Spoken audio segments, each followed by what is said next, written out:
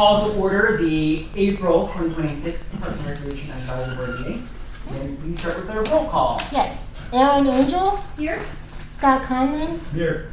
Sarah Flynn. Here. Sam Libby is not here tonight. Hannah Mulroy. Here. Nicholas Novello. Here. Brandy Bradshaw Reyes. Here. And Council Liaison Sean McCoy. Present. Thank you.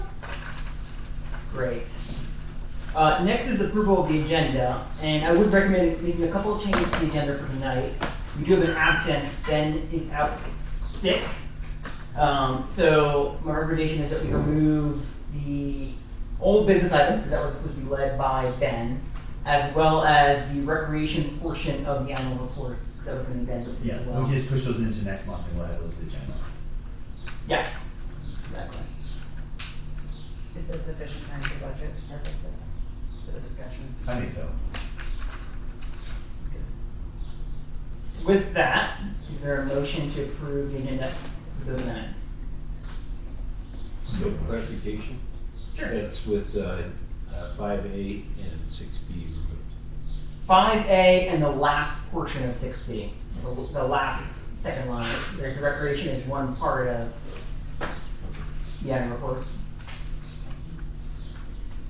I second.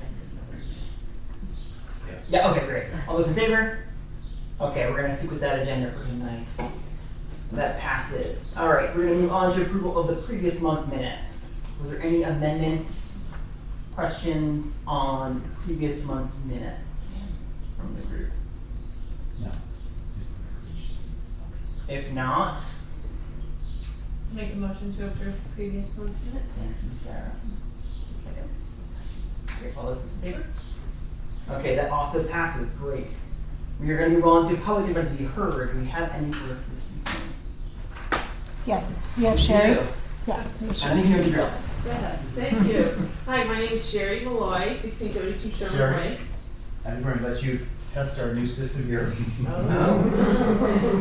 We should have her come up where she can see. American. We're gonna get a podium next, but Okay. for now, we have a mic, so. I know, that's fine.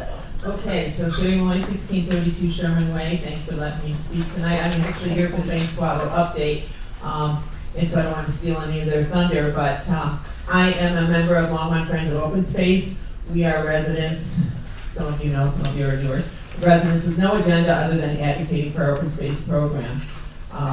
So last week at City Council, I had been here last month, maybe the month before, to bring forward 3 recommendations we were hoping City Council might move forward on around some open space protections, which happened last Tuesday.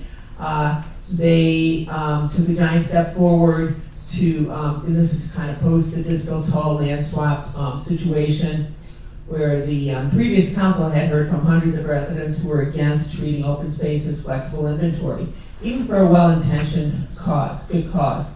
So that was very exciting. Basically, the 3 things are tightening up the current disposition ordinance, and then the second one was codifying the direction the council had given, and I think it was 2015, for open space properties to be turned into, or have conservation easements on them, so codifying that policy.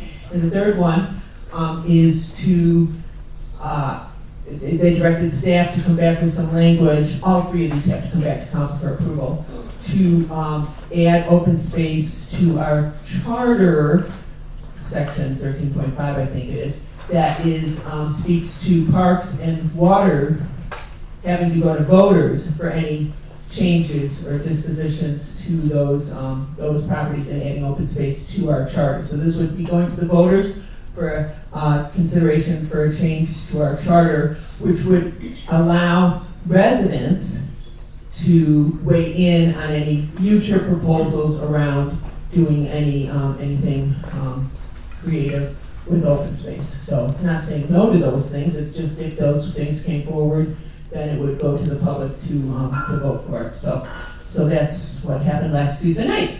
So really want to give a shout out to our Natural Resources Department. Friends of Open Space in 2022 realized that our current bank swallow habitat was in jeopardy with RSVP, which is And so that they've done a lot of research, and they'll be speaking about that tonight, but, and will you be going into bank swallows and why they're so special in the presentation? Okay, then I'll skip that. And, yeah, so anyway, but I did want to pass these out, would you mind passing those out? Sure. Friends of Open Space will be having a, bank swallow and other bird walk. It's on recycled paper, so that's why I got some on it. May 20th, 5:45, meeting at the pavilion at Rogers Grove. We'll head over to where the current bank swallow habitat is, and then kind of talk about that. Scott Sievers from the city will be coming to that. He's confirmed that, and we'll have other birders with scopes. So we'll be looking at those birds and other birds, and I'll be bringing brownies. So come if you're interested in a bird walk on May 20th. So, and thank you. I think that's it. And brownies. Great. I'll take that for you. Yeah. Not the funny kind. Okay, let's get out of here. I'm gonna shut this off. I think you leave out of it. Great. Were there any other public comments you heard? No. Okay. Good advocacy work there. We're gonna move on. Old business is no longer in the agenda. After we move to new business, we're gonna talk about the 4th of July for 2026. Who is? Sorry. I have slides, so. Okay. Great. We like slides. Where can they be found? I can email them to you, or you want them, or no? I can-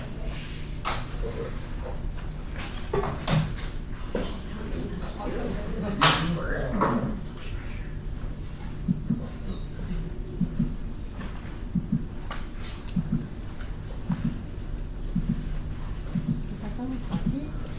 It's not, it's It's a microphone. Really nervous.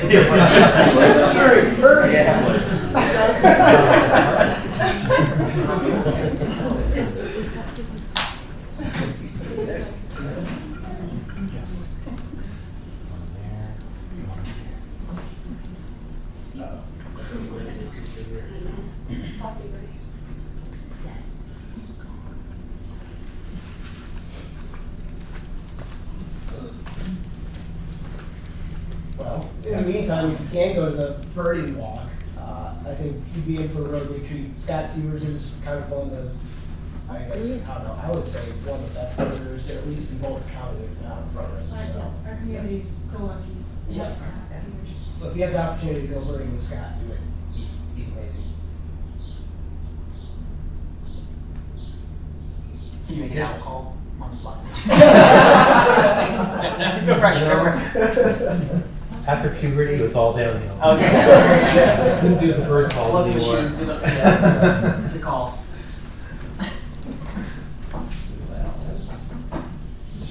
Anything else? I do have something from Josh Sherman over in engineering department. He asked me to try to fit it in. The agenda was already out. I said I could do it in staff updates, but if this is going to take a minute, I can give you a heads up on it. I don't want to get distracted from Sam's piece here, but the city's doing an update to the public improvement standards, and that's a bunch of different pieces, and people there might understand it, but they were asking which just different groups wanted to get a presentation on that.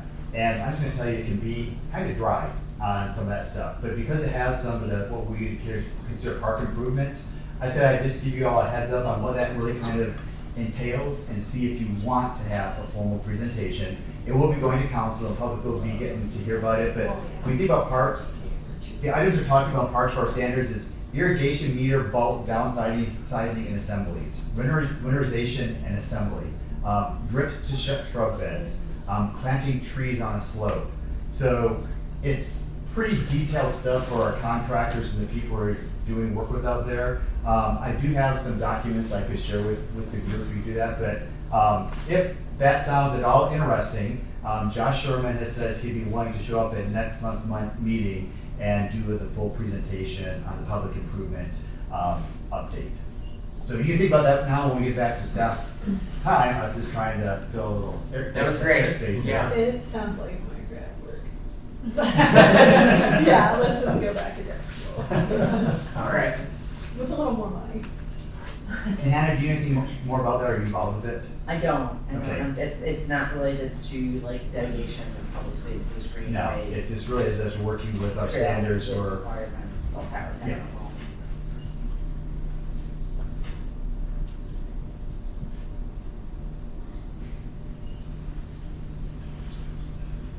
I'll just read it. So I'll do list towards the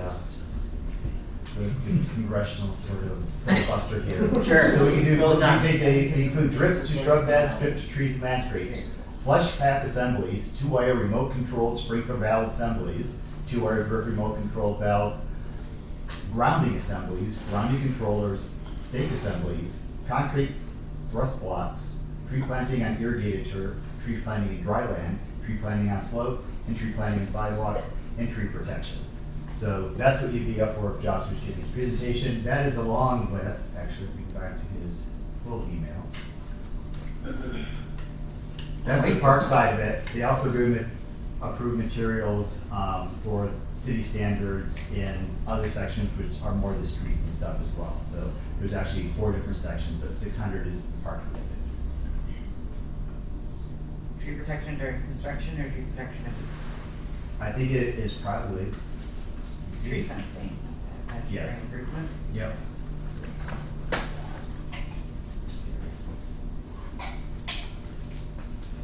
Find that out for you. Just curious, I know it's not really the tree protection, like how much you have to protect isn't handled in 600 isn't handled somewhere else, so I imagine it's like construction These are fencing. really detailed drawings. This is such a fast presentation for how long?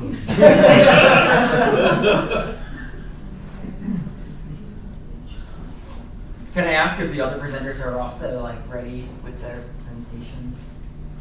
That should be great. Yeah, so we Yeah, came, okay. we came in and Okay. everyone did a setup to make sure we were good to go.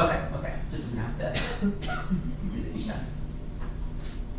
Not that we mind. Be more dad jokes than it is. Fill the space. Great. All right, we're ready. We're going to sleep. Yeah. Oh, yeah. You need to speak into them. Yeah. Oh, okay. I'm Sam Killeen. I work in recreation. I plan on public events. So I'm just here to give an update about our July 3rd and 4th event that we're going to have. It's going to be a 2-day event. The first day is July 3rd. It's going to be at Roosevelt Park. It's going to be a free concert. We have G-Love and Special Sauce headlining for us and the Colorado Springsteen Project opening. I'm not all excited about that. And then July 4th is going to be our usual free community festival down in the area of 2nd and Emory, incorporating those businesses and doing a street fair type of vibe. For 2026, it's the 250, 150, so America's turning 250, Colorado's turning 150, and Longmont is turning 155. So we wanted to incorporate this event into that celebration. And then we wanted to increase overnight stays and visitation. It's really easy that time of year because we have the big softball tournament. So we're going to capitalize on that audience too. And then we wanted to really lean into the food and beverage industry in Longmont. So July 3rd, like I said, we are going to have G-Love and Special Sauce headlining. We're shooting for 5,000 to 7,500 people. I think now that we've decided it's a free show, we might beat that very easily. And then we're going to have it at Roosevelt Park because it's really easy to have concerts there. So, and then with both of these events, we're focusing on food and beverage and alcohol and kind of propping up those businesses. July 4th is the event that you are all familiar with. We have about 15,000 people attend that annually. It's free. All of the attractions are free. All of the music is free. The only thing that people are paying for is food and beverage. We end that night with a drone show that's put on by the Innovation Center's drone performance team, and then fireworks. And new this year, we're partnering with Longmont Restaurant Week to do their initial Bar Boss competition. So whoever wins this competition gets a free entry into the official Bar Boss competition that is during Restaurant Week. So we're excited about that. And then, this is our 250, 150, Longmont 155 official logo, so you'll see all of that on everything that's part of that celebration. City Council has decided that they will fund the fireworks up to $45,000. So we are working with a vendor to do that, and then Nextlight generously sponsors our drone show, so they're gonna keep that going. For next year, we want to solidify the Independence Day Festival as one of our 3 pillar events that are geared towards propping up food and beverage and hospitality in Longmont. Ideally, we're focusing solely on the drone show, which will give us some flexibility in terms of where we actually host this event. There's some development down in that Second and Emery area that's gonna make that space unusable for the amount of people that we have. So we're looking for more flexibility in terms of venue. And then we're just expanding everything, attendance, vendors, enhanced programming, to really elevate this as a food festival that is very Longmont. And that's it. Do you guys have any questions for me? Kind of competitions. To be determined. But Arm I'm wrestling. Yeah. You know, like, No, not wrestling, not no, wrestling. like arm wrestling. Well, arm wrestling would be out of the realm of possibility. It's not really food and beverage focused. So that's Okay, what so we're the looking- competitions But aren't for yeah, we're people that thinking are doing it. like Bar Boss, Okay. where local bartenders come up with a cocktail and then the public votes on the winner. So stuff like that we can use to exposure for local businesses. So, but I will put arm wrestling on the. I mean, it would be super fun, actually. Like, why not have that be part of Bar Blast? That'd be hilarious, Yeah. part of your points. Okay, This would be so number fun. 1 and number 2 have to arm wrestle for the Oh, no, they have to do a dance off for that. Oh, dance off, yeah. Were there any other comments or questions? Behind you. It's probably not, is it Oh. appropriate for the public or no? I'll allow it. Well, I'm just wondering, when you talk about flexibility for future locations because of development there, 3 years ago it was proposed to be at the Dickens Nature Area, so when you talk about flexibility, can you clarify that you wouldn't be looking at areas like that again? Yeah, so when I say flexibility, I mean because the fireworks show has a fallout zone that we have to manage, and the drone show has quite a bit of a smaller safety perimeter, we can put it in different places, but I don't, nature areas are not on the docket for us to be looking at, so. Great. Okay, thank you. Fantastic. We're out and covered all the main parts. We're gonna move on to the Rangers and the report of these first.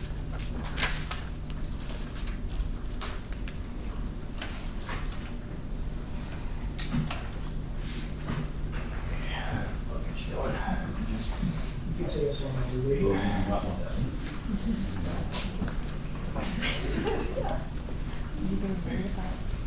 Protection of existing trees during construction so they don't damage. So glad to hear that. I'm getting dead air stuff, that's fine. I love that, thank you. You're gonna keep one of these things quicker.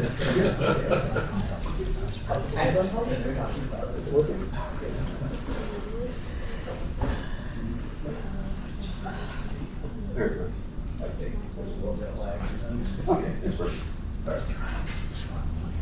This working? Yes. Hello, everyone. My name is Bryce Obrey. I'm your Senior Parks and Open Space Ranger.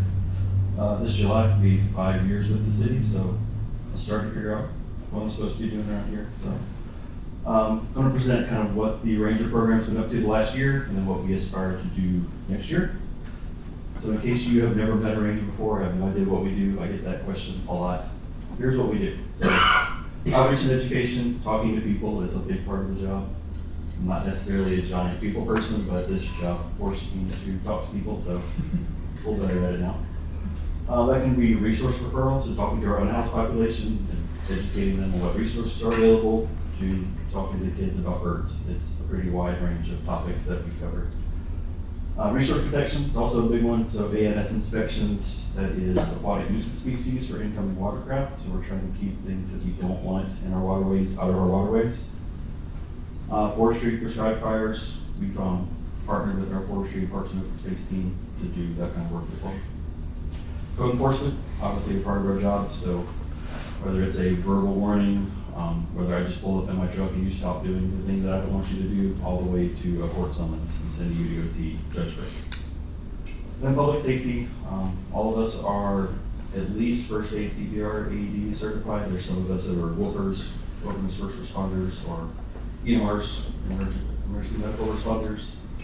A lot of us have our red cards, so we are wildland firefighters and water rescues. So out at Union Reservoir, we have a 19-foot Boston whaler that we do rescues on, and the 2 wave runners that we use out at Union and over at McIntosh as well to do water rescues. So for staffing, we are up to almost 9 FDE rangers. We have a vacancy in our senior ranger for Button Rock right now. The park ranger 1s and 2s are fully staffed, and then we're hiring 1 more seasonal ranger to be fully staffed. So we're super close to being fully staffed, but that's all of our team. And then for some patrol statistics, I like to keep track of this just to see what we did last year compared to the years before. I know these numbers on their own probably don't mean a whole lot to you, so I did some advanced statistics to figure out what were we doing 3 years ago, what do these numbers mean now. So right now I've got us at almost 3,000 code enforcement contacts for 2025. When I first started collecting data in 2022, that was about 1,600. I would like to say that Longmont residents are breaking the law at twice the rate as they were 3 years ago. It's probably more of, we've increased staff, we've increased patrol time, we've started patrolling in areas we never patrolled before, and that's why we have more code enforcement contacts than 3 years ago. For boat rescues, we've down to 17 right there. When I first started collecting stats in 2022, we had 162. Wow. I take that as a very, very good thing that I am 90% down on boat rescues. We've done a lot of work to educate people on when windstorms come, what they look like. If I know wind's going to pick up at 3:30, I'll get out on the water at 2 o'clock and advise everyone to get away from the North Shore of Union and go back to where they launched from. If you are 3 miles offshore, it's going to be a lot harder to rescue than if you're 30 yards offshore. So I contribute that to us being preemptive on our rescues and not having to rescue every single person on the lake whenever the wind hits. So we've knocked that number way down. Like, rescues are fun, I'm not gonna lie, but I'm worried that 168th one, we're not gonna be there in time. I would rather it be 17. For ANS inspections, we've increased that about 94%. In 2022, we're about 1,000, about doubled in the past 3 years. A lot of that is increased trailer boats for fishing, and we also do a lot of exit inspections. So when an incoming boat comes in, we inspect them, make sure their boat's clean. When they're leaving our lake, we'll do an exit inspection, and we can seal the boat to the trailer and say this boat came from a clean body of water.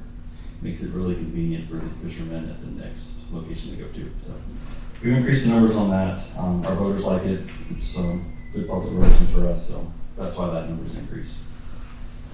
And for outreach contacts, we've gone from 136 in 2022 up to 606. So a lot more outreach contacts, and that can be, like I said before, contacting our homeless population and letting them know what resources are available, to making good contacts, things like that. And then citizen assist, we've gone from 30 to 60. That can be someone whose battery died in the park. We now have tools that we can actually help people with, things like that. So becoming more useful to citizens, able to solve their little problems that they bring to the park. So being able to help that way is good.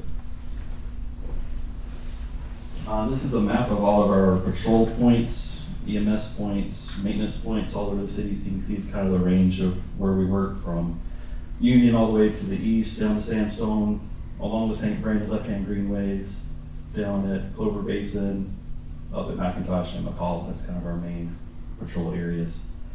But yeah, I'm really happy that I don't get handcuffed to one park and I just get to work the whole city, and every day is an adventure. And this morning I started on a tractor pulling a dock, and then on the way over here I was dealing with a felony menacing. So it's just all kinds of fun stuff that you get to do. That's for the watersheds. You can basically follow Fire Road 1 all the way up to Ralph Price. I'm assuming that's dog and park, dog and park, dog and park, dog and park for the most part. But, they have a pretty wide range of area that they contact and a lot of different things that they have to handle as well. So for our accomplishments this year, we've completed our transition to the Department of Public Safety. So now we're working in the same department as police, fire, code enforcement, that sort of thing. We've also added CAD and ABLs to our patrol trucks. In case you don't know what CAD and ABL are, CAD is the computer that police use to take service calls. I can see every call that's in the city. I can accept service calls. Ooh, that's in the park and it's within my wheelhouse. I will take that call.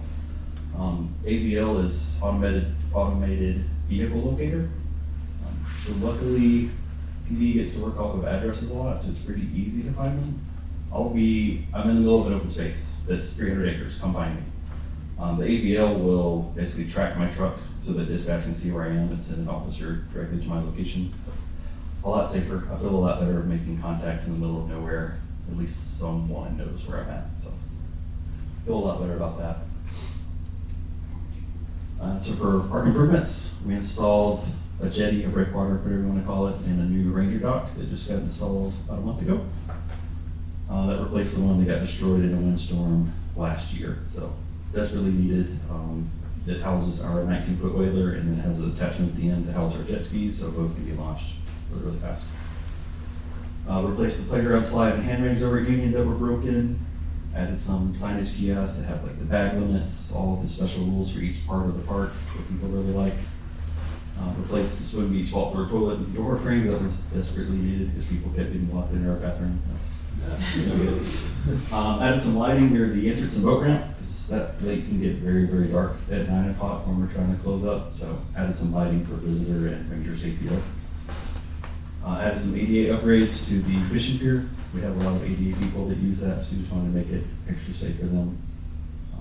Added some handrails and some straight wire to kind of guide them to the fishing pier so they didn't just fall off into the lake. And then removed some high vegetation along the dog beach for better spillway access.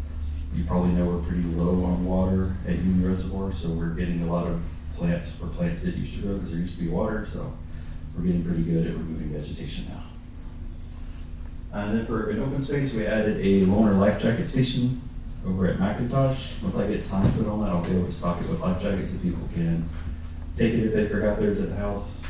I'm hoping to get our PFD compliance over at McIntosh close to 100% with that. So should be stocked with about 18 life jackets that people can use. Am I going to lose some throughout the year? Probably, but we're getting a lot of donations from places like Shields and Bass Pro, so we'll be able to restock those if people decide to keep them. And then for core accomplishments, at Button Rock, they've increased visitor compliance with the new dog prohibition that they're dealing with over there. There's plenty of signs. They were making lots of contacts, so that's going a lot better than when we first started. They've improved the infrastructure security over the dam with some more gates and cameras. That dam and the whole infrastructure is a really important, expensive piece of equipment for water, so I want to make sure that's secured. But they had a pretty big maintenance backlog, so they're really trying to bust it to catch up on that. So a lot of volunteer work, trail maintenance, conservation corps helping out a lot with that too. So they're doing really good work to catch up on all the maintenance that's taken up at Button Rock. And they're really good at forestry grant writing. They secured $364,000 in grant money to do forestry projects up there. So they're really good at writing grants. And then supported some youth career development with Boulder County Youth Corps, Boulder County Conservation Corps. They've been doing a ton of forestry projects up there to help out with the rangers. Onboarded a new watershed forest stewardship technician. That's a mouthful, but recently got transferred to Jim, right? Is that the same position? Okay. So it was under the rangers, just like the past month or so, got transferred to Jim's team. They burned 600 slash piles in partnership with the Boulder County Sheriff's Office Fire Management, along with Hall Ranch and Button Rock Preserve boundary. So there are probably still thousands of piles out there that need to be burned, but these got to knock out 600 of them. And then suppressed multiple wildfires, including the Colson Gulch fire back in 2024. So our goals for next year, that first one we've already accomplished, so nice job us. We demoed the old concessions building at Union Reservoir. Right now it's just a pad, so we're trying to figure out what do we want to do with it next, but that building was deemed unsafe for employees and public to access, so we just leveled it. We'll start over with maybe office space, but I'm not 100% sure yet what we're gonna do with it. There's an old gazebo on an adjacent property on the west side of Union that should have gotten demoed last week too. I'll have to check on that one. We'd like to get our vault toilets replaced with composting toilets. We're gonna look into that for an option for us. We want to get badge readers onto our office because we're a public safety building. We need to have some kind of access and security there. We want to install a trash boom on the inlet to minimize trash coming into the reservoir. Because our inlet's connected to the oligarchy, and the oligarchy picks up everything throughout the city and then dumps into the reservoir, and it winds up on the swim beach. We're trying to install a trash boom that will collect it off the inlet, and then we can just clean the boom and not have it get all into the reservoir. Like I said before, newly purchased patrol dog that I really like. I think it's super nice, and hopefully it can hold up to some windstorms. Then we're going to assist with the Union Loop Trail, wherever that is. I'll let Sarah talk about that more in detail. We are here to help whenever we're going to have a trail around the lake. I know the Union Reservoir Company's looking at adding a maintenance trail, which is kind of similar, but not quite. We'll see how far that project goes this year. Then for my team, we still want to increase patrol time in our parks and trails and open space and get out there and make contacts and take service calls off a CAD and lessen the load on patrol and be useful where we're useful. Then one of our big goals this year is to integrate with the public safety drone program. I'm going to ask for a budget request to get a drone for ourselves. We can use that for search and rescues, locating people in the water, scouting out open spaces to see what's going on in our larger open spaces. So that's one of our goals for this year. Then for the Button Rock team, they're going to continue securing grant money for their forest stewardship program. They're going to collaborate with Ecosystem Services to do some wildlife monitoring protection, even more volunteer opportunities up there at Button Rock. Strengthen our partnership with Boulder County Sheriff's Office Fire Management, do some more of those slash burn, prescribed burns this winter if we actually get snow. Snow is an important part of that. And then continue to strengthen our partnership with Longmont Fire in spring wildland fire trainings. We've got a refresher training with Longmont Fire coming up next month, so we'll all be refreshed on wildland fire response and doing our pack test and all that fun stuff. Any questions for me? Yes, sir. Can I ask a question? Yes. So, you mentioned loaner life jacket.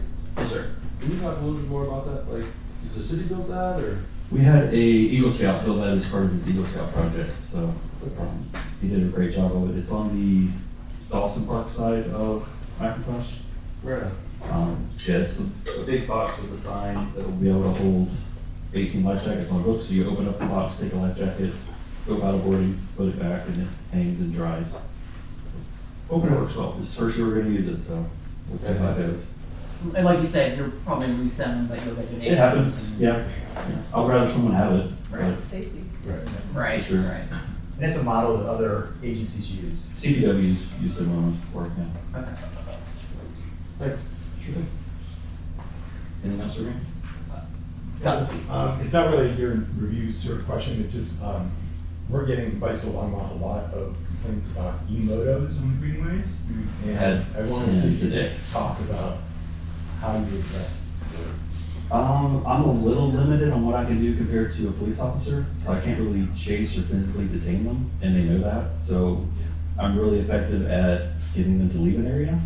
I'm not as effective as getting them to not come back. I had a meeting with the patrol chief on what are our options. We talked to the SROs because most of them are Longmont kids in schools. Basically what we decided is we're past the education point. We've educated as much as we could. We've sent out mailers. They've had assemblies at school. So if we can contact them, they're basically getting a summons. At that last meeting, it sounded like we were going to start pursuing charges against the parents for supplying unlicensed drivers with vehicles. A lot of these are basically dirt bikes for electric motorcycles, so we're kind of at our wits' end on that one. Like I said, today we had 10 over at Stephen Day that were causing problems, and last week there were 6 over at Jim Ham, that area, so. There's a lot of those school kids over there, I assume. We've reached out to the SROs over there to see if they can identify the kids, but like over at Dry Creek, I've tried to contact them and they just run out to the street like, well, great, now have I created a problem even worse than them driving in the park? Now they're driving up and down Clover Basin. So I've entered the neighborhoods looking for like open garage doors to see is there a dirt bike in the garage? Okay, that's probably the kid. I stole that picture from the Rock. We used to do that over there a lot, but yeah, it's a problem. All it used to just be over at Dry Creek, and now it's kind of citywide. And, us and patrol and the CSOs are kind of running out of patience, and we're just going to start pursuing summonses to juveniles or summonses to parents for both.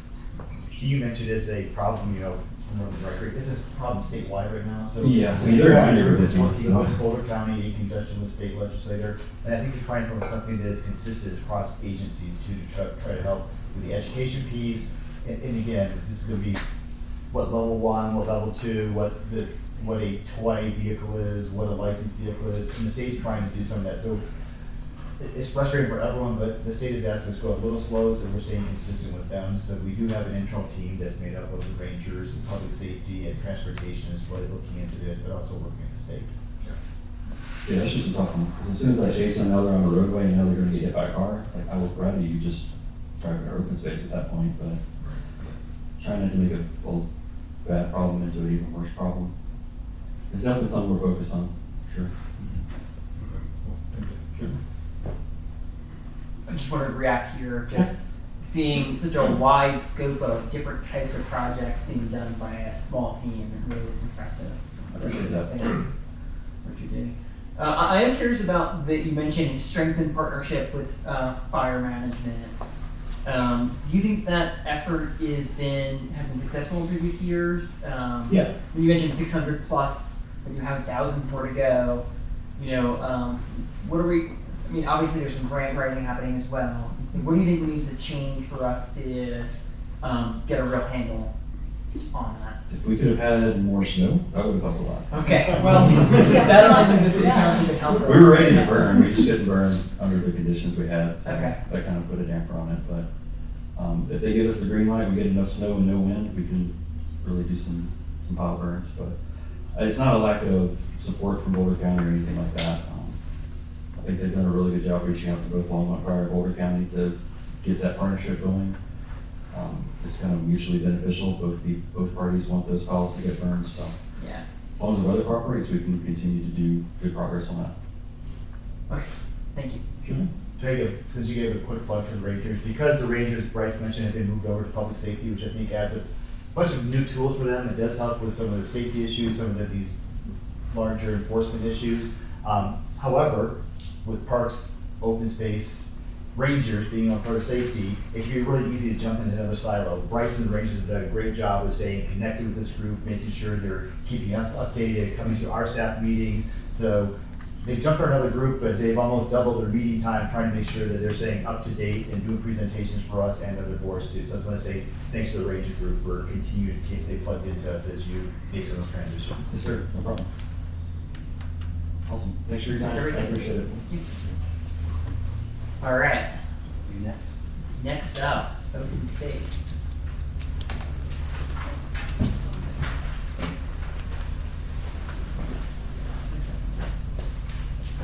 Can you tell us more about trees now? I'm going backwards. Right. Oh, I thought it was gonna go one day. I feel like give myself shoes on to the next one. Danielle's quick. Hi, I'm Thank Danielle Cassidy. I am the open space manager, and so I'm just gonna, give most of the time to our staff team. But just to give you a little grounding, the open space division consists of myself and soon to be, with some of our vacant positions, we're gonna be 7.5 people strong. And so some of our core services, just to kind of understand, we work on programs as well as projects. So under our large open space program, we have agriculture, conservation, easement, stewardship, and tribal collaboration, all of which you'll hear about tonight. We work on a lot of planning in the real estate world and grant world. project management, so you'll hear about some of our regional trail projects tonight and others, and then our stewardship program, and you've heard a lot from Taylor this year, and tonight you get to hear from other members of our stewardship team, Kirsten Bell, who is our environmental education coordinator at Sandstone, and Ashley Ambritz, who is our volunteer coordinator extraordinaire. Next up is Sarah, our conservation easement program.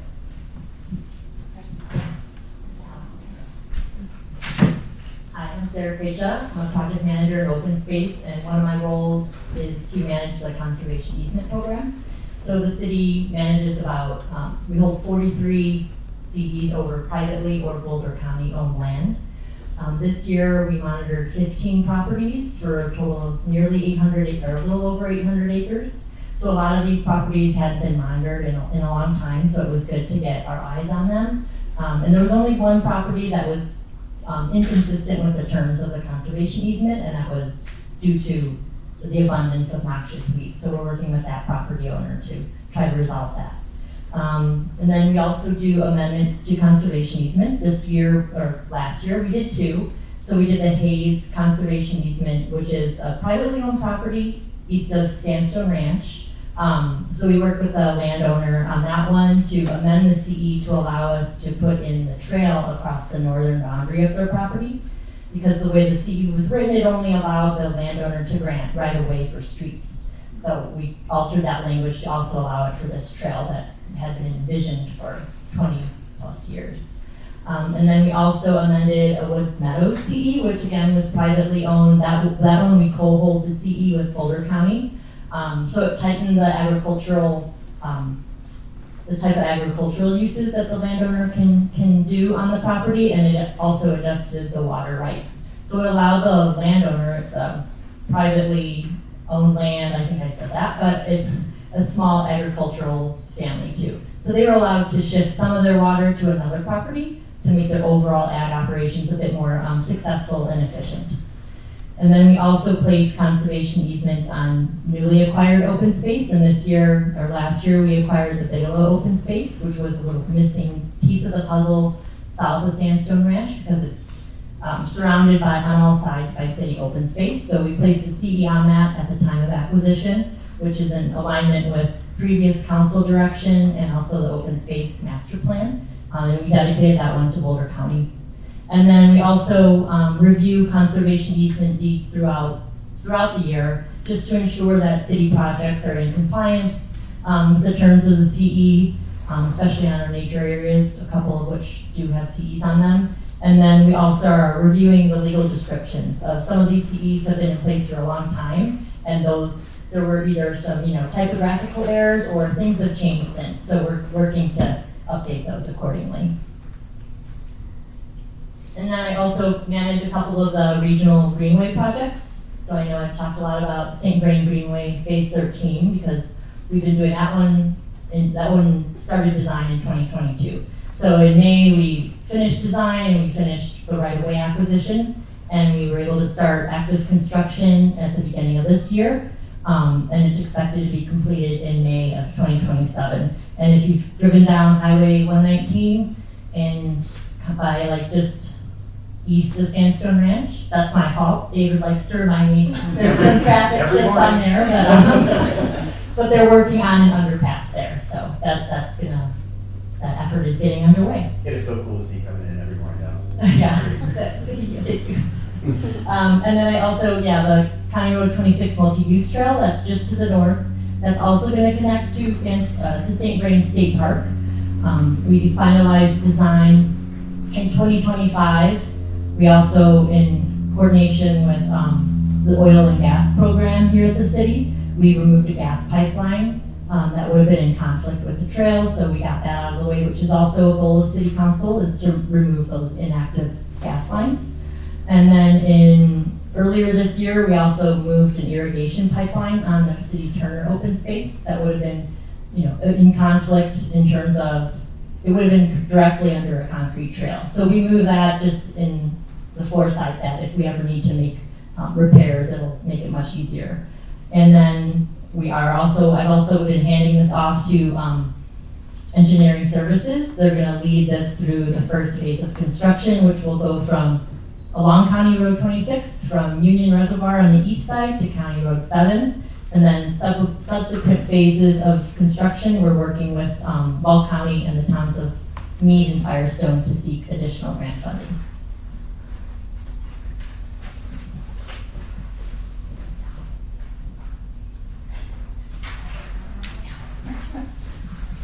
Hi, my name is Elisa Champ. I am the Open Space Senior Project Manager for Open Space and Agriculture.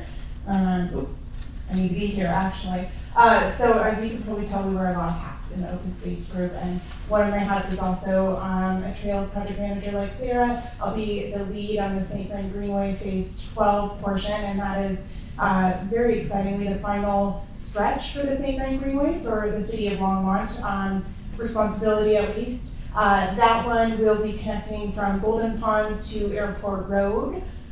This year we're really heavy in the planning phase of things, and so we just recently, actually last month, completed the sustainability evaluation system, which of course is a partnership with sustainability, but we work with a lot of our other departments in the area to know how it's going to impact everyone and get a lot of really good information on how to move forward with the project.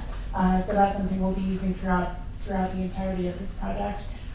This one is going to require quite a bit of collaboration and alignment with Boulder County. Boulder County is going to take that end portion of the segment from the city of Longmont and take it all the way through some various Boulder County open spaces to Pella Crossing, which is right by Hygiene there, and eventually down the road it'll head to Lyons as well.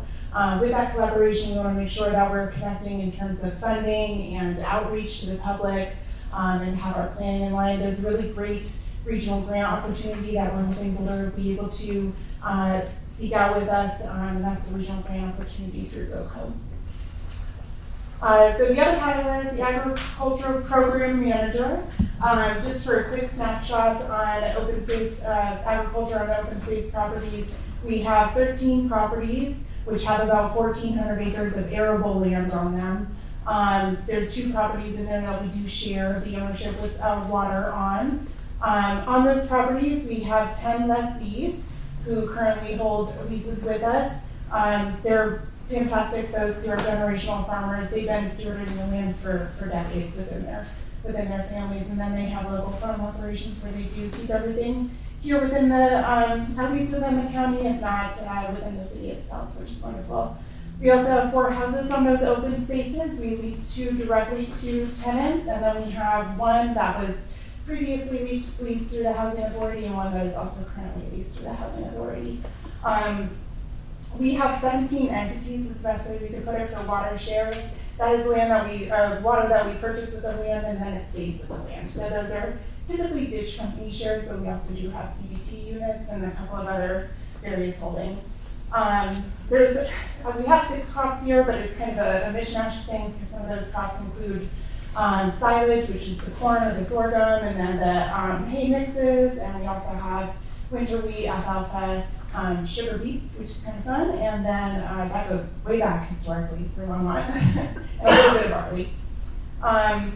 With all of that comes the management for it. So my role is to really help out with maintaining the infrastructure and assets on those lands, and we're currently going through mapping projects to make sure we have all of those assets accounted for, and then we'll be working to ensure that we have a good program in place to manage those as well. The infrastructure, as you can see up in the top left-hand side there's a diversion structure with some head gates on Montgomery Farms. There's a water system to the right of that on Olander, and then fences, silos, that's irrigation equipment, and that kind of picture of everything down in the bottom left there, so there's a lot involved with that. The lease operations are a huge part of what I do as well, and then coordination with tenants, so that's anything from ensuring there's compliance with the leases, but also supporting those tenants, and that's 24 hours a day, 7 days a week.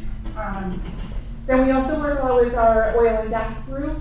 They do have some, and have just installed recently, some air and water quality monitoring systems on those properties, so that can have an impact on the tenants, and we work with them through that.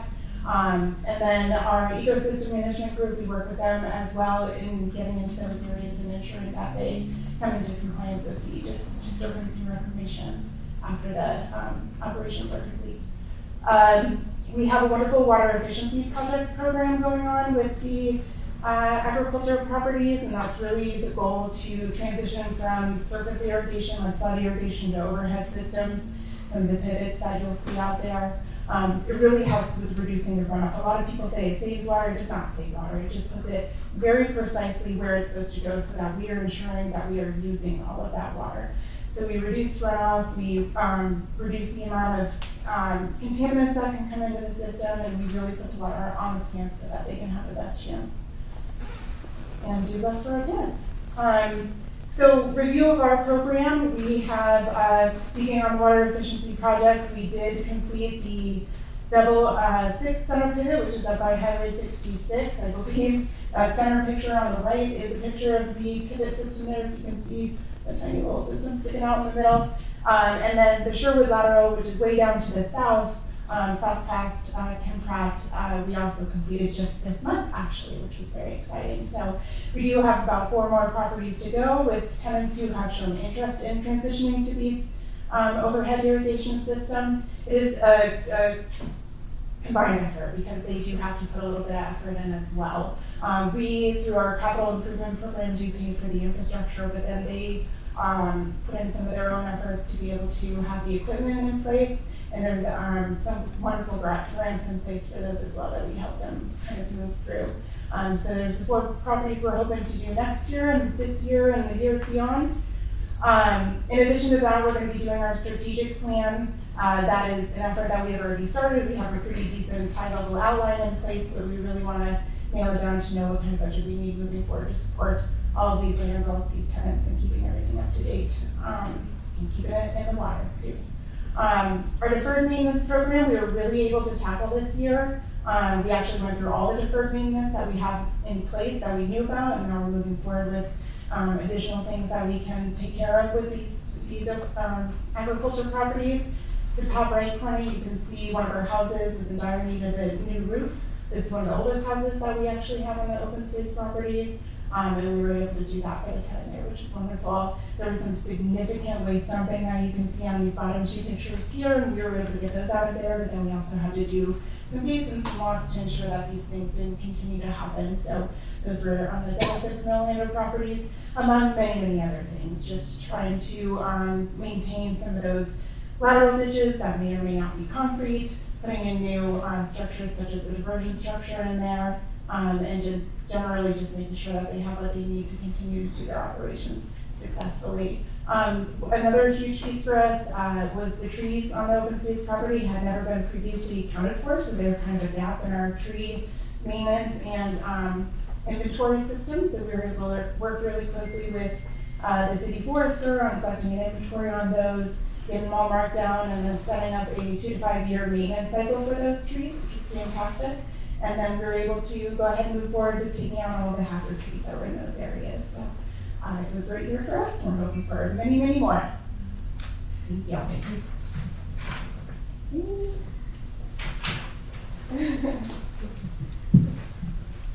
Okay, so my name is Ashley Ambries. I am the volunteer coordinator here.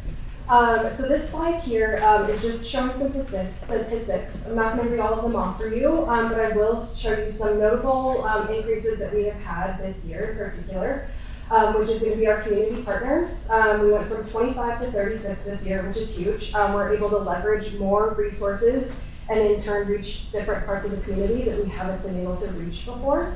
One thing in particular is that we implemented a collaboration with Latino Outdoors. They're a nonprofit organization, a national one, but they have headquarters in Denver. We're utilizing that nonprofit to help reach our Latino community members here. We will be actually officially announcing that collaboration on May 21st at a film screening at the museum. We're going to have local music from a folk musician and some films that are showcasing Denver's stories. Another notable one is our total value of volunteer time. You can see that went from $203,000 to $285,000 in this year alone. A lot of that work we do is trail work up at Button Rock. We do seed collections, native habitat restoration, invasive species removal, And we also have implemented educational events, which Kirsten helps out with. We do gardening at 2 large community gardens. Those are Roosevelt Memorial Garden and Rogers Grove Pollinator Garden. And we are also working on engaging folks from all different angles, whether it's art, music, bird walks, or stewarding the land. Another big thing that we were able to implement last year was diversifying projects and making them more inclusive and equitable.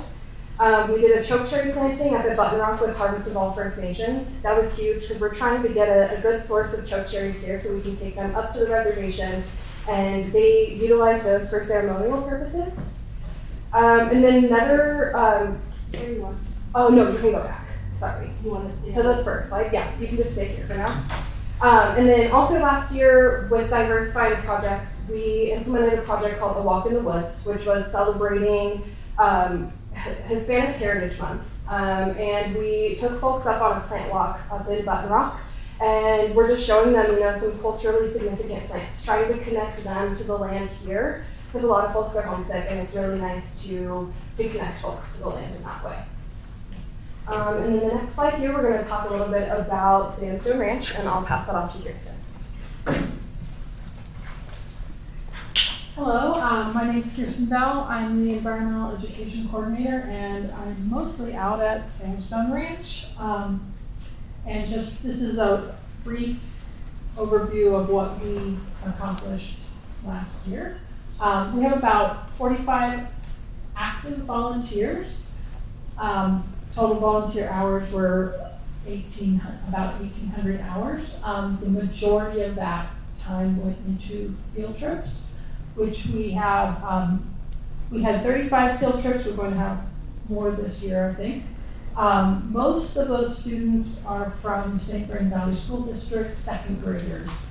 And they come out in April and May, and then September and October, twice a week, and do about a 4-hour field trip, learning about the environment at Sandstone Ranch.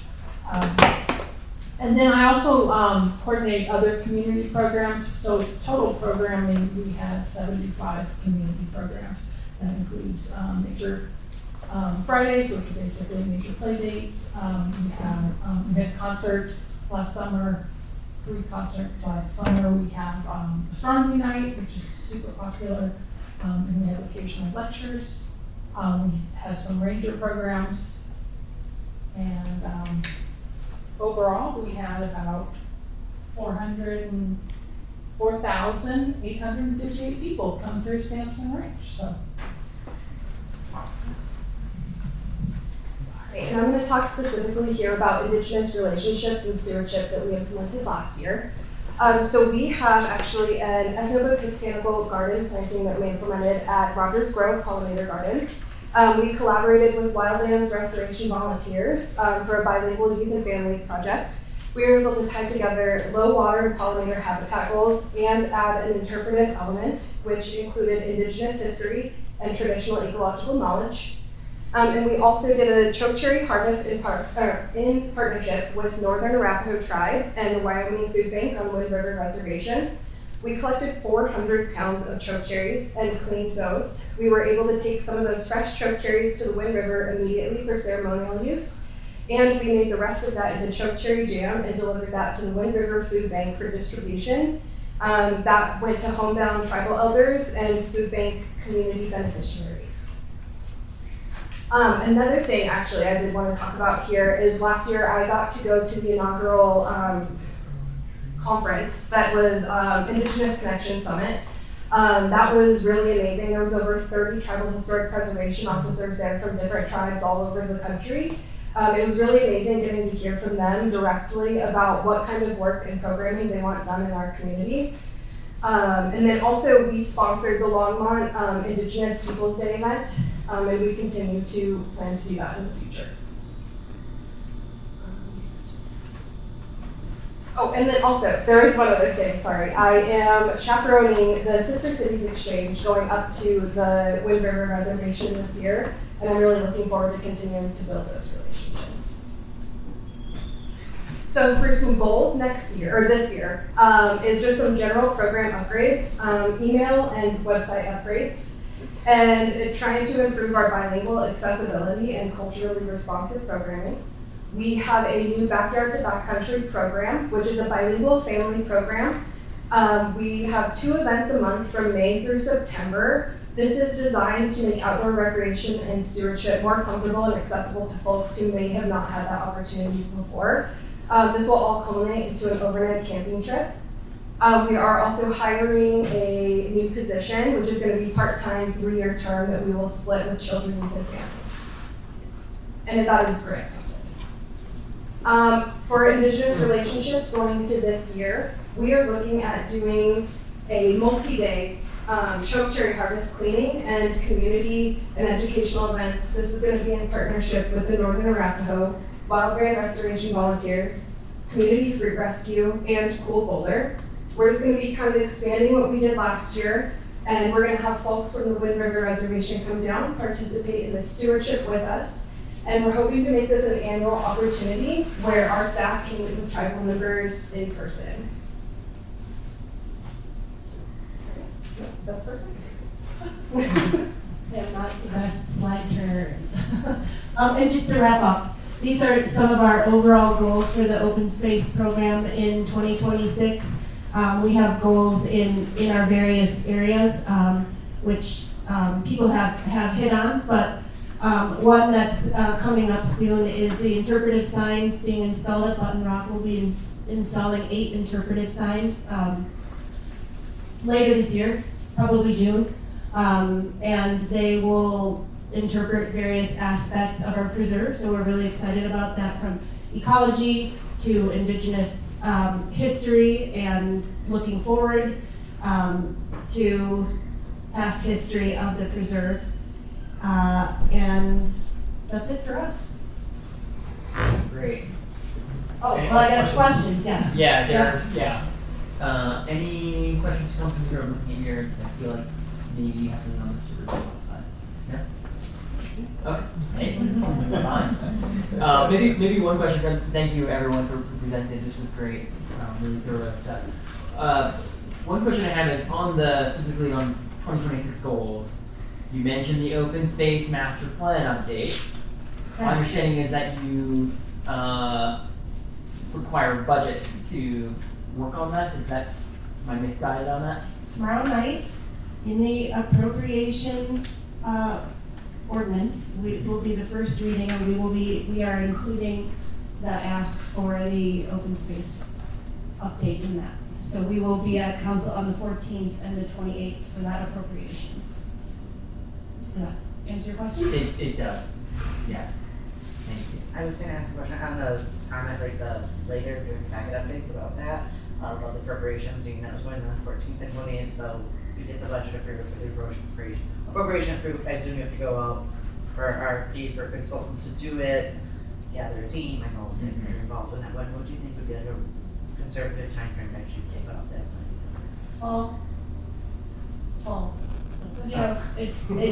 So I say that's optimistic. It is, and it's exciting that we get we're getting the chance to bring this in front of council and get this started in 2026. It's something that that our program really needs, that we're excited to do. Right, and yeah. Just curious. And then You guys are doing it. So. Additionally, since I'm standing here, we will probably be back in June or July to appropriate funding for the other vacant position on our team. Ashley mentioned the program specialist. We also have an open space specialist vacancy, so we will be looking to appropriate funding in 26 for that as well, to support all of our programs. Thank you. Anybody else? It's Jim's turn. I think it's Jim's turn. It is my turn. I'm Jim Crick, I'm the assistant manager. How are we doing on time? We're doing okay. Doing all right? Fine. Okay. Yeah, we're good. I'll try not to take too much time. I think there's No more rush. interesting No rush. people are going to be talking than I am. So, but anyway, I'm Jim Crick, the assistant manager, one of the other divisions within Parks and Recreation and Open Space. So this is our organizational chart. So we're made up of a really talented group of, I guess I would call ourselves ecologists with specializations in wildlife management, all things vegetation management and restoration, and then rice, left. Bryce just talked about hot off the presses change to our group. We are adding the forest stewardship technician that has been working up at Button Rock, Liz Kemp, so she is going to be coming into ecosystem management. If y'all had the privilege of meeting Price Hadley, who was the previous senior watershed ranger, who now works for Boulder County Parks and Open Space. He was kind of a diamond or a needle in a haystack. He was able to do water delivery, rangering, natural resource management. With him leaving, we kind of realized that filling those shoes would be really, really difficult. And so saw an opportunity to bring that natural resource management side of Button Rock over into ecosystem management, where that's kind of our specialization is natural resource management. So we're really looking forward to bringing Kim or Liz into our group. So we will have an even bigger group starting, well, she actually just got back from maternity leave today. So our group is funded not just by open space staff, we're funded by a lot of different funds. So whether that's stormwater, water resources, we have some general fund dollars. So our group actually is on the ground doing natural resource management across not just open spaces, but nature areas, riparian corridors, water resources properties. We'll be doing more of Button Rock now. But we are basically the staff on the ground doing the resource management, so whether that's wildlife management, not just weed control, working on doing habitat restoration, but then we also work really closely with our open space team with education and volunteer projects. And then kind of the other half of our group, we also provide a lot of, I guess you call it expertise to help guide city policies and other citywide initiatives and projects, whether that's resilient safe rain, looking at potentially working on updating the city's pre-op code, so things like that. And then also, I also manage the city's West Nile virus prevention program too. So if you're getting a bit out there, you can call me and I'll see what I can do to help you. In terms of accomplishments, I don't want to read through all of this, but you can see that we've done a lot of really cool stuff. I think our team is really lucky to do what we do.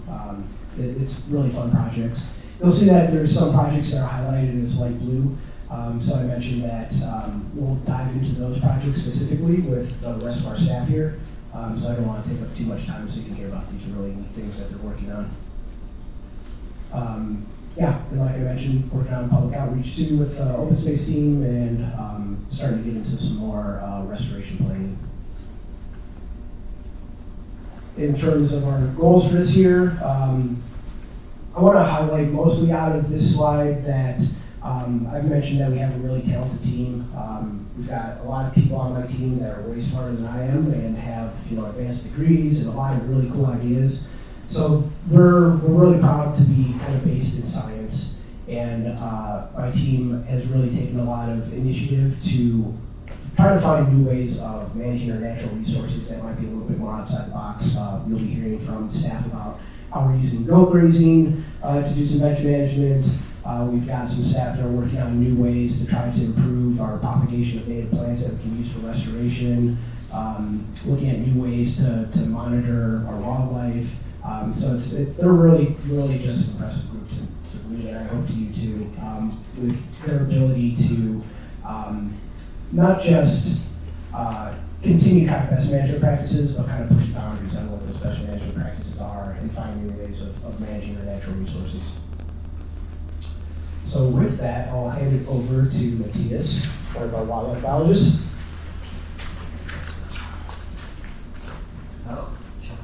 Yeah, it's gonna be a whole thing, guys. Okay, perfect.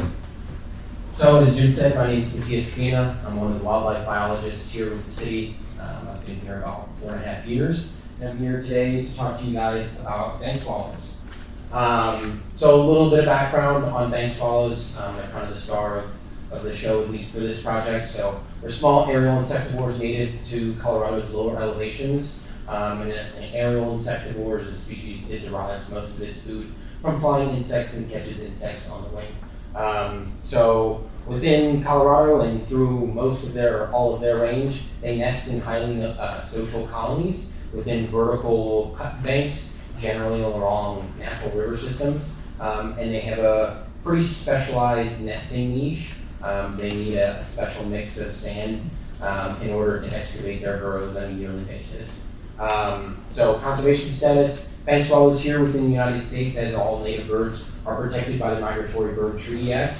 But at least within the United States, as of right now, they are not afforded any other protections under the Endangered Species Act or any of the other acts that cover bald eagles and golden eagles, things like that. So Partners in Flight is a nonprofit organization, and they've documented around an 89% decline in their populations within North America, specifically the United States. As you move further north in their range, up into Canada, we're looking into the mid-90s, and so the federal government of Canada has listed them as federally threatened.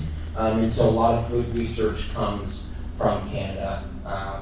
So some of the threats that they're facing would be insect prey decline, climate change, and then here, especially along the Front Range, we have to control streams in some of our urban corridors to manage erosion for people and property, but they are losing some of their nesting habitat just due to the nature of urbanization.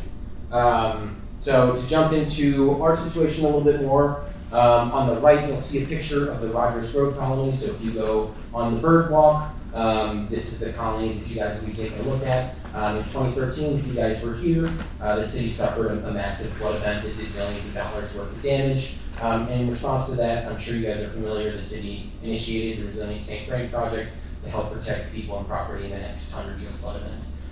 In 2023 and 2024, as the project continued to move west, the Rogers Grove, Sunset to Overreach was kind of going through design, and there was a concern raised by Stand With Our St. Vrain Creek, a citizen group that had a concern for the nesting colony of bank swallows here in Rogers Grove. As a part of this, city staff was directed to create the bank swallow habitat and conservation assessment. And essentially what this did was, prior to this, the city didn't really have a whole lot of information on our local colonies. And so city biologists went out and looked through all of our colonies, took measurements on how long, how wide, how tall, and how many burrows were in each colony, just to try to get an idea of where they are and how they're distributed across our open spaces. From this report, we generated 4 major alternatives, and in collaboration with the citizen group and with city management, we were able to decide on the use of artificial nesting structure to help offset the loss of the nesting colony at Rogers Grove. So as we move forward, it's been quite the process to try to determine how an artificial nesting structure would come about. There are a lot of great ideas from different parts of the world. So 3 main structure designs were really considered in the beginning phase. In the top right corner, that's an artificial sand embankment, and that's where you take sand with a small amount of concrete and you compact it, and then you provide that vertical face for swallows to excavate their burrows on a yearly basis. The bottom right is a very similar concept. However, the concrete wall is what's giving them their vertical face they require, and then the burrows that they excavate on a yearly basis would then be repacked with sand. So when they come back in the previous nesting or in the next nesting season, they still have the opportunity to excavate their burrows. Excavating burrows is important to them because it helps them manage parasite loads within their burrows, and so without that, they will abandon the colony along with other considerations. And then the bottom left is a modular wood structure that's been successful in the United Kingdom and other places in Europe. And so this, very similar to other nesting structure designs, allows swallows the opportunity to re-excavate their burrows on a yearly basis and provide a stable vertical habitat for them. As we move into the design that we chose, we went with a modular wood structure for a couple of reasons. One would be project timing and flexibility. So as you can imagine, creating a sand bank is not as easy as it sounds. So the modular wood structure that you see on the left includes a couple of important characteristics. One at the bottom would be predator guards, and these are attached to the legs. This stops raccoons, bull snakes, other things like that from entering the colony from below. The front, that face there, is plastered with sand to imitate kind of a natural nesting bank for them. And then if we look on the right, you'll see there's an internal wood lattice system that supports, right now it's 33 nesting boxes. And so this is one of those nesting boxes that would slot into the structure on the right. And so you would pack this hole with sand at the beginning of the season. This would allow them to excavate their burrow. And then, bear with me here. As we flip this around, you guys can see that there's a nesting chamber in the back. And this is where the birds would then complete their life cycle and build their nest and hopefully raise their chicks. So it's been successful in the United Kingdom, but there's quite a difference, climatic difference between the United Kingdom and Colorado. So we have to take a couple extra precautions. If you'll notice, there is insulation in the back, the sides, and the roof of the structure in order to protect them from temperature swings. There's also a solar panel on the top and a small fan that's connected to a temperature probe. So as the structure heats up during the day, if it passes a certain temperature, then the fan kicks on, and much like the passive cooling of your attic, there's a small screen along the bottom that'll suck colder, shaded air into the structure and then vent the hot air out the top.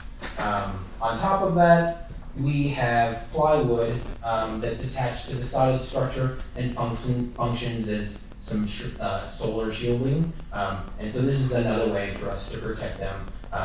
And so if you see the boxes highlighted in red, those are boxes that'll have temperature loggers in them. And so within the structure, we'll have 3 temperature loggers in 3 different nesting boxes at different levels, and then a temperature logger within kind of the larger structure. And that's for us to track how hot the structure is getting on some of our really hot 101, 102 degree days. We really want to make sure that the structure is staying cool and it's kind of staying within those habitable limits. As we move forward, so some of the challenges for us, that design was all kind of new. I came up with the insulation and the fan and all that good stuff. The modular wood structure, like I said, had been successful in other places, so I had a framework to build off of. So we designed, construct, and monitor our first modular wood structure, and then we're also collecting environmental data to compare, hopefully, the success of this artificial colony to some of our other natural colonies that are nearby. Some of the challenges that we've had, site selection has been a big one. Because this is a public project and paid for by the city, it needs to be on an open space that is close to the public, so there's no adverse effects from recreation. And we want it kind of in an area that provides swallows with a food source and with a prey source that they really need to complete their nesting cycle. It's an untested design, as far as I know, within the United States right now, so there's not a whole lot of data to work with. And specifically within Colorado, as I mentioned, our environmental conditions can be pretty taxing. And bank swallows, as you guys might have picked up on, might not recognize this as a nesting structure, or might take them 1 or 2 seasons in order for them to recognize that this is suitable nesting habitat. One of the other kind of additions that we made to this, we have a call playback system that'll also run off the solar system. And this is a small, essentially computer speakers that broadcast colony calls, and they are hopefully going to attract swallows to the colony, and it plays off the timer in the morning, in the evening, and only at the beginning of their nesting season. So as we move forward, why this matters to the community, this is a direct response to citizen concern, and so RSVP is working to manage public lands effectively and responsibly, and we're also listening to citizens of Longmont and really trying to do the best we can. So the project reflects community values, and we're trying to take a step forward in science here. So with that, I thank you guys for your time, and welcome any questions. Great. Yes. I'm sorry. Oh, sorry. Question from the board first. Yes, of course. Yeah. Were there any comments from the board we want to cover real quick? I have a question. So the back part is is where they actually set their nest, build their nest. Correct, Is sir. that typical? What do you mean typical? Like in the sand, Why, do they open up a bigger cavity in the back? Yes, yeah, they do have a cavity near the back of their tunnel. They would generally, complete their life cycle. And so in the spring, these will go out and they'll be installed within this structure. And then in the fall, once the nesting season is over, all of these boxes will be removed and then cleaned out, stored for the winter time, and then reinstalled again in the spring. Yeah, of course. So this is an example of innovation that we're doing this year that maybe we wouldn't have thought of necessarily. It's all new. It's very exciting. If you zoom out a little bit, where do you think this fits in for goals of 2026?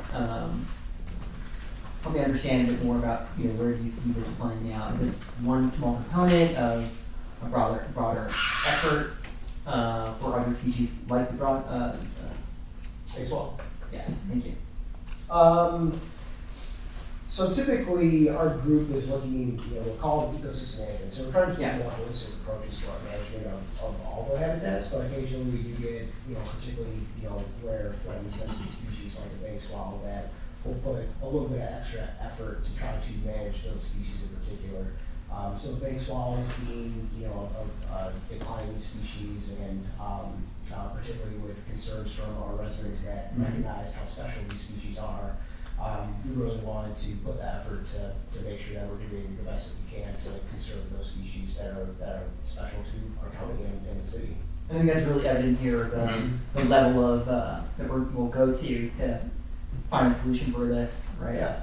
And that's, you mentioned also a couple times it's a reaction to feedback we're getting from residents of the city as well. Are there any other themes that you're seeing that you want to consider taking action on? Other species? Other species? We spend time, we've got our wildlife biologists that are currently working with some regional partners, Colorado Parks and Wildlife, Boulder County, some others, like for northern leopard frog, which is a state species of concern. We've got Preble jumping mouse, which is a federally threatened species. Okay. So there are other species that we do, specialized management for, have planning considerations for. Okay. I think I'm trying to get a sense too of, how does this play out over the course of several years, right? This is, an important area right now in bank swallow, which is fantastic, but, do we have a plan beyond the bank swallow? Are we thinking about this longer term? For this particular project, like what happens after this year? Project? Exactly. Yeah, right. so like Natia said, how do we maintain these, it might take a season or two before they even figure out how to use it, right? So we would look to, certainly if this is successful, obviously, like Natia said, that this is a kind of novel idea for this area, really for the US. So really, part of our goal, I mentioned that we have partners that we work with regionally, and so sharing this information with others, like Matthias was saying, this is a species that is not just declining in Longmont, even just Boulder County, it's across the US. So he's actually doing this as part of his master's program too. So hopefully he can have something that maybe could be published, that we can share this information, but then also if we're seeing that this is successful here, we can look to try to expand and maybe try to provide even more habitat even within Longmont. Yeah, I've as part of the research in design and following up on those other structures, I've spoken to a couple different researchers either in the UK or in Canada, and one researcher in particular has been very interested from Canada, and she works on kind of providing swallow habitat. And so if this is successful, some of those other larger earth moving projects can be pretty expensive. And so this, if it's successful, she's really interested in potentially expanding this into some of her work. I think also it can function as a really special education opportunity for people to get close to nature. You can potentially have people come out and help us install boxes or remove boxes, things like that. And fill with sand, which I actually don't know how you do that. You would essentially, it's kind of funky. You put it in a 5-gallon bucket and then you fill the sand from the back. And if you can compact it enough, then it's a little funky in how it works, but it needs to be compacted to a point where A lot of the sand in this gets its structural rigidity from, it's called EcoPlate, which is a mix of concrete and wood fibers. But it can't be compacted so hard that swallows can't excavate. Right. When it's compacted too hard, then it's too energy intensive for them to create their burrows, so they'll move on to another site. Yeah, really. Nail it then. Yeah. Okay. I did it. All right. Any other questions from the board? I think there was a member of the public. Yeah. Who wanted to have a question. I mean, I want to be mindful of time too. Did you have a question? No, I was just I- pointing. Oh, your point. Okay, so firstly, is there a possibility, I just want to put that idea out there, that maybe we could get some cameras out there at Bigelow at some point, you know, if, to see. I had a question too, right? So With the part, public, like a public cam, you know? I don't know about a public cam, we can definitely discuss that. Not this year, you know, just in the future. If yeah. it's successful, obviously, you know, yeah. Yeah, as part of the project and as part of the monitoring, there will be a wildlife camera out there, and that allows us to track, you know, if there's raccoons at night, or, you know, ravens or birds of prey perching on the structure that could help us account for some of those confounding variables, so we'll have that. But as for a public camera, I'm not sure that's a good idea. I just put it out there for I the mean, future. I think we could at least, those photos from the wildlife camera, as Matthias collects those, we could probably have somewhere on the website to see regular updates on how it's done. Yeah, it's terribly exciting, and my understanding is too that with these boxes, they can be cleaned out as needed, you know, to keep from infections and whatnot. Correct, so if we go back just a little bit here, as you'll see in the design on the right-hand side, the big flat essentially closes, and so with the Migratory Bird Treaty Act, if a nest is active, then we, as anybody who has activities near a nest, can't disturb that nest, and so that's why we kind of have a small mechanical cabinet to the left, so if the fan fails, or if there's an issue with the solar system or something like that, we can open that up, but we can't really get to the boxes during the nesting season. It's really only prior to the nesting season in the spring, and then after the nesting season in the fall. And then, one other thing I just wanted to mention, well, a couple of things. You said, you know, they're 87% decline, so they are considered, as far as I understood, if they are considered a species of special concern, one step away from endangered. Is that still the case? That was what my understanding was in 2020. From a state standpoint, I don't believe that they're considered that. I think it's a county. It is a county. It is a county species of special concern. Yes, and we're only one of, this is the only bank swallow colony in Longmont. Is that correct too, still? It depends on how you define within Longmont, within city limits. But as a part of this assessment that we did, bank swallows have a critical foraging range, which is 500 meters from the colony. And within that 500 meters is where they really receive most of their nutrients. And so we did a habitat, a GIS, a desktop-based habitat assessment that was able to detail what the land use types within that 500 meter buffer were. And so we could see with the Rogers Grove colony that unfortunately there's a good portion of it that is urban, have the neighborhoods behind it. And then as development continues in Longmont, long term, I think that, bank swallows are eventually going to abandon that colony. And then just one more thing, this is more of a comment, there was tremendous public pushback on this land swap. And my understanding was that the Bigelow family, the city was, looking at that property for open space, and Bigelow was really not interested in selling, probably looking at developing it. And then with the whole distal toll, suddenly they wanted to play. So it's kind of like a full circle moment that this is where these nests, the boxes have been placed. So it was a really nice, it's great that, in my opinion, that whole thing sort of blew up, because now we have, really the best, most ideal location, according to your research for this, the highest hope for success. So appreciate that comment. Yeah. I think there was one other member. Just real quick. Yeah. So can you be more specific where in Roger Grove was the colony and where is it going to be? So I don't think I'm going to share where the artificial colony is going right now, just for concerns. I'd like to make sure that site kind of stays as undisturbed as possible. But if you come to the bird walk on May 20th, then I'm sure people would be happy to show you. But it's right here along the St. Vrain. There's a cut bank. If you follow the trail across the bridge and look right, you have a pretty good view of it. Okay, that's where the homeless people were digging. Unfortunately, yes. Okay, that's what I was afraid of. Yeah, yeah. So, and that's one of those things that, unfortunately in an urban setting, you've got a lot of different pressures on habitat. And so, we're trying to do the best we can. Okay, that's what I thought. Great. Thanks. Okay. You got one now? Yes, Okay, I had, all right. I had it from the beginning. Oh my goodness. From the I beginning. asked. No, Okay. it's okay. All right. Now, I'm trying to understand how you, Mhm. like with a wood structure, you would Mhm. manage mites with a Mhm. wood structure since they love wood so much. Mhm. How's that gonna work?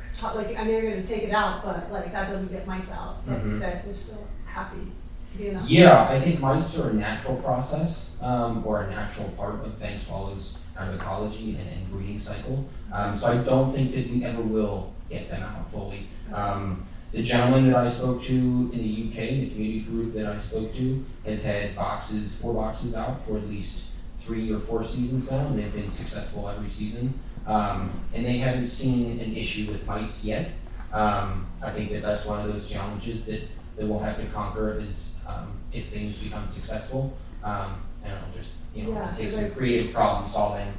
I'm not 100% sure. The sand doesn't harbor mites. Mhm. And it actually, will take the mites that they picked up off. So like having actual sand nesting cavities, I don't know, like the efficacy of the artificial, the big sand structure, basically the big mound of sand cliff. Mhm. I'm gonna be interested to see like how the survival rates of colonies between that structure, which more closely mimics their, I mean, I'm excited about your thing, but that's like one like big thing that I'm seeing is like, Yeah. as a bird raiser myself, Mhm. I know what wood does with birds and Yeah. what sand does too. Mhm. And how are the other thing is how do they find the spot like the effectiveness of like in a bank of sand, they're like, oh, bank of sand. I know, I'm just gonna dig here. Here they have to be like, I'm gonna dig here. Oh, can't do it. I'm gonna dig here. I can't do it. Yeah. I can't do it. Like. So if you look on the left here, we have pre-drilled holes through the wall. Okay. And so the sand will start about an inch back Okay. from those pre-drilled holes, and they really cue in on visual Okay, cues. so it's like a clue. And so they'll Yeah. kind of get Okay. the clue that maybe there was a burrow there last year, or it'd be a good place for them to start. I'm not saying that they won't try to burrow in other places, but that's going to be the easiest place for them by far. So once they find it, I think there hasn't been any issues with it. And then, from what I remember, as we are doing river relocation and resilient St. Vrain, we are taking away habitat as well from the bank swallows at the same time as we're going to be putting this up. Do you think this is going to be like an even swap?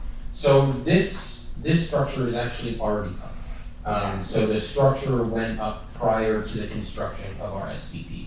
And that's one of those considerations for some of those larger structures. The artificial sand bank that you mentioned was a really intriguing possibility, but you would have to scrape the face every year, and so you spend a lot of money building up this artificial bank, and then after 5 or 6 years, you're left with no more sand, and so you have the idea of what you're supposed to do with sand in between, and how can you reconstruct it, and what does the maintenance cost look like.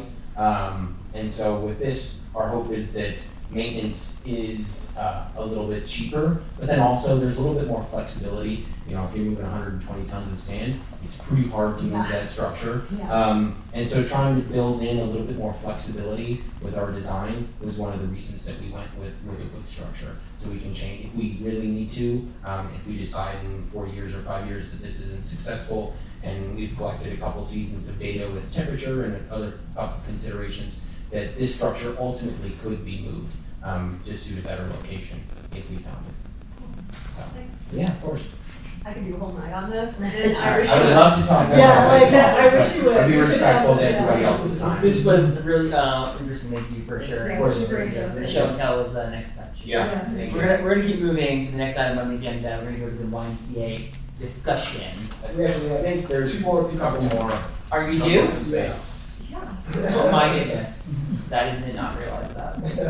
I only have these on the item, Rangers, open space, ecosystem management, and then recreation if you took off. Yeah, Okay. ecosystem management is all this. Okay, here. alright, Yep. got it. We'll power through this. Okay.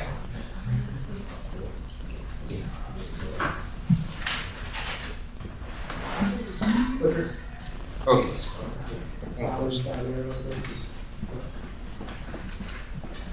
All right, my name is Timothy Prince. I'm part of the vegetation crew here on the natural resources team. And I'm going to talk to you about our experiment that we've been doing to control annual weeds at Keltner and Union Reservoir using goats. So this is our hypothesis. Goats can be an effective tool in restoration when paired with selective herbicide use and seeding by grazing and reducing annual weed seed banks. So why do we choose goats for this experiment? Alternatives to achieve similar results include mowing and cattle. Goats are more efficient than cattle, eating twice as much relative to their body weight per day. Goats are also non-selective, which means they eat everything. This is ideal for our current initiative, but is not always ideal for all of our properties. Cows tend to be more picky. Goats are easy for us compared to mowing, as it is simple to get a contractor set up and working at a certain property. They're also more environmentally friendly and can navigate difficult terrain. Here we got a little video of these guys doing their thing.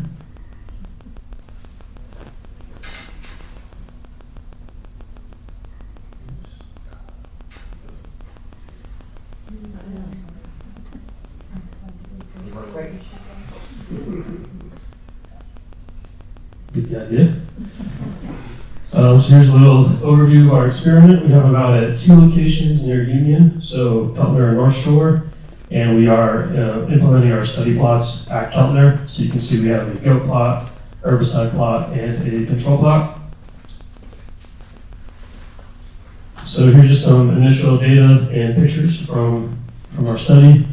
So this is directly before the grazing and after the grazing. So you can see that the goats were highly effective at eating all the weeds and removing overall biomass, which is what we were going for. This is between goat grazing years. So you can see that a lot of the same weeds are coming back, which we expect to see because that seed bank has yet to be diminished. Here's our herbicide plot. So kind of same thing. Herbicide was super effective at removing overall biomass. And then year before herbicide, same thing. This has only been 1 year, so we're still seeing those same weeds come back just as prolifically. Here's some data from our collected, or some highlights from our collected data. We go out with line point intercepts and take data points of all the species that are out there. So as you can see, it's pretty dismal picture out there. It's 50% invasive species and 50% bare ground. There's less than 1% native species out there. So far we've seen insignificant change between the years, which is as expected. And in the control plot where we've done no weed management, there has been a 14% increase in kochia. So here's some comparisons between goats and our sort of typical traditional method of controlling weeds, which is herbicide.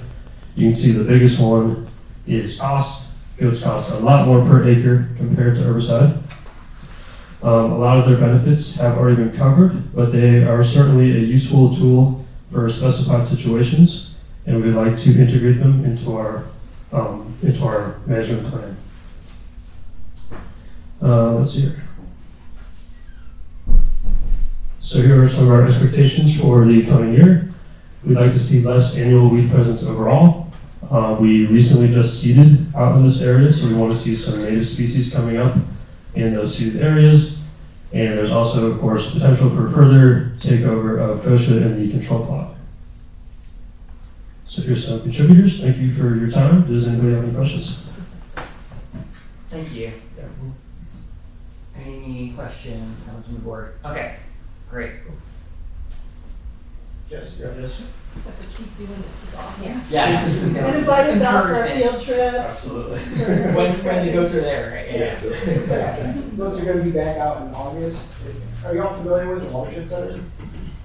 They're a nonprofit regional partner of ours that coordinates watershed-wide management and monitoring. And last year, we actually did a field trip to see some watershed management with the Watershed Center.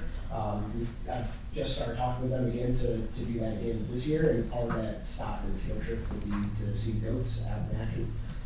So if you're not familiar with the Watershed Center, I think it's maybe watershedcenter.org, so Google it, you'll find it. And you can sign up for information from them and find out when they're gonna start accepting people to sign up for the field trip. Thanks. Okay, hi, I'm Jess Gray, I'm the senior plant ecologist. I'm just about done with my second year here, and I've been working on a wide variety of things, some things I love and some things I really love. This is one of the things I'm most excited about, the land service plan. I've been working on this for the better part of the time that I've been here. And kind of in a nutshell, I would describe it as a consistent, intentional, and transparent way to decide what work happens where and when. And we're specifically talking about restoration work here. And it covers our open spaces that are non-agricultural or under an easement. It also covers our natural areas and our greenways. The people that will be using it will be mainly us and our partners, contractors that work in restoration. And who it's for is mainly wildlife and healthy and resilient ecosystems. And in a way that those are beneficial to visitors that come to our natural areas and to the Longmont community in larger part.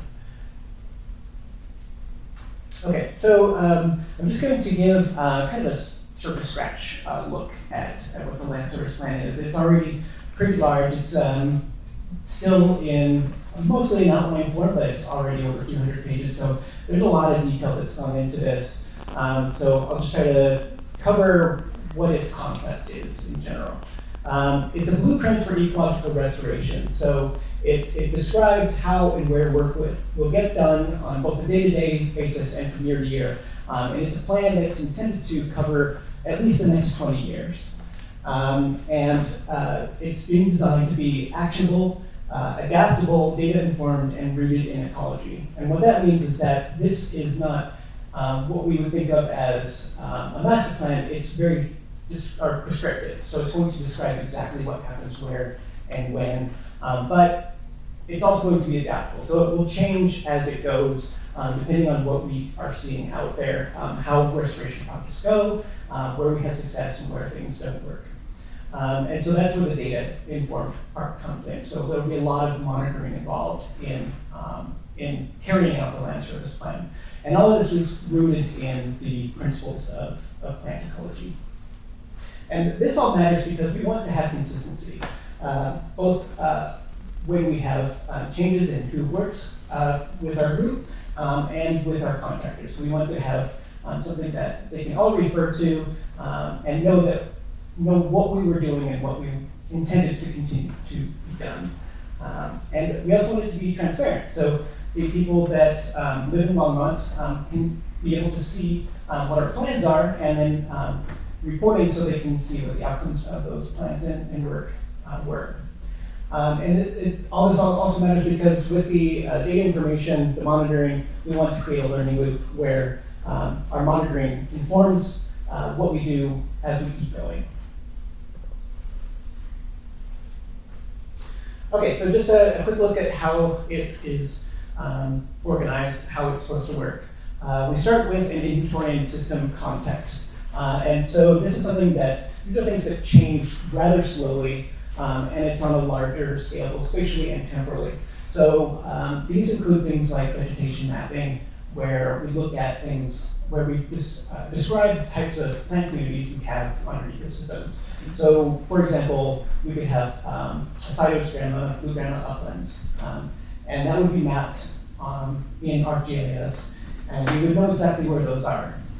This is something that takes quite a lot of of work to do, and so we're looking to hire consultants that will do a large part of this. And this will be updated infrequently on the order of like 5 to 10 years or so.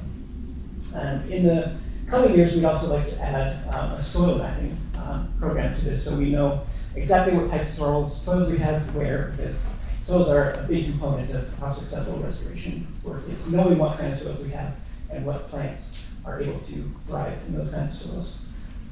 In addition, I'm also looking at features within the environment, both abiotic and biotic, that contribute to habitat for our wildlife.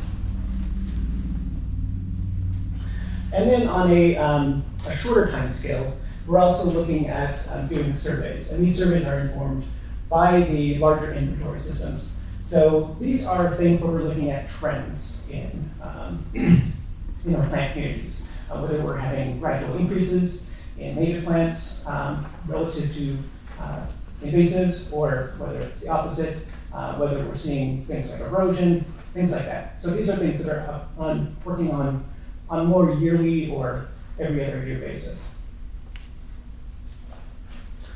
Okay, so then taking these two forms of data, we'll use that information to determine where we're going to act first. So we prioritize some sites, kind of optimizing for places that have the greatest potential for improvement, and also the ones that are that can be restored to have the most ecological impact. So those that would have connectivity to other habitats of high priority, those would tend to score higher on a prioritization scale. And then using core ecological principles and the data that we collect from these inventory and survey systems, we would develop specific site restoration planning for sites that are context dependent on the type of information we're finding about those sites. And those go into, and then, so we build a site plan, and then we implement those using those principles. And then after that, we do monitoring.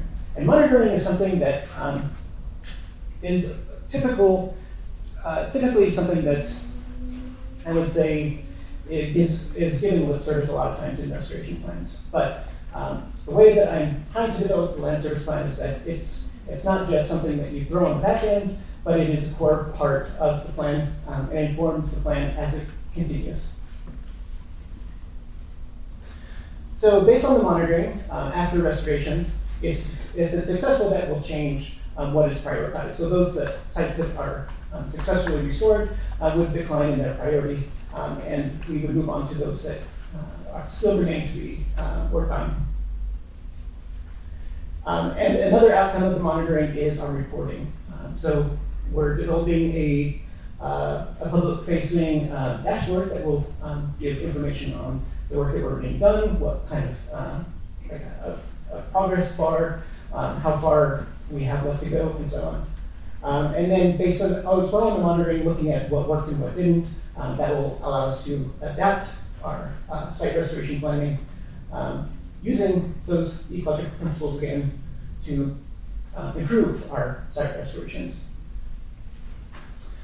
Okay, so the kind of the unifying principle of all of this is that the same data that we collect using our inventory and system context, vegetation mapping, soil mapping, and so on, as well as our surveys, that data is used to both prioritize where we're acting and informing the designs of our restorations. And then that data, both of those data are both updated through our monitoring. So it's a very cyclical process and integrated. Okay.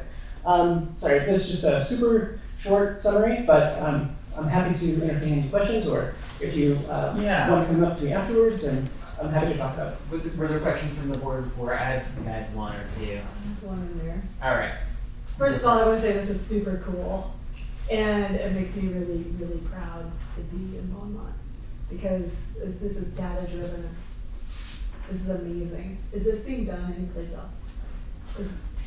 Not that I know of. I've drawn from a lot of ways that people are doing parts of this, but I haven't seen anything that puts it all together like this. Okay, this is really, really cool.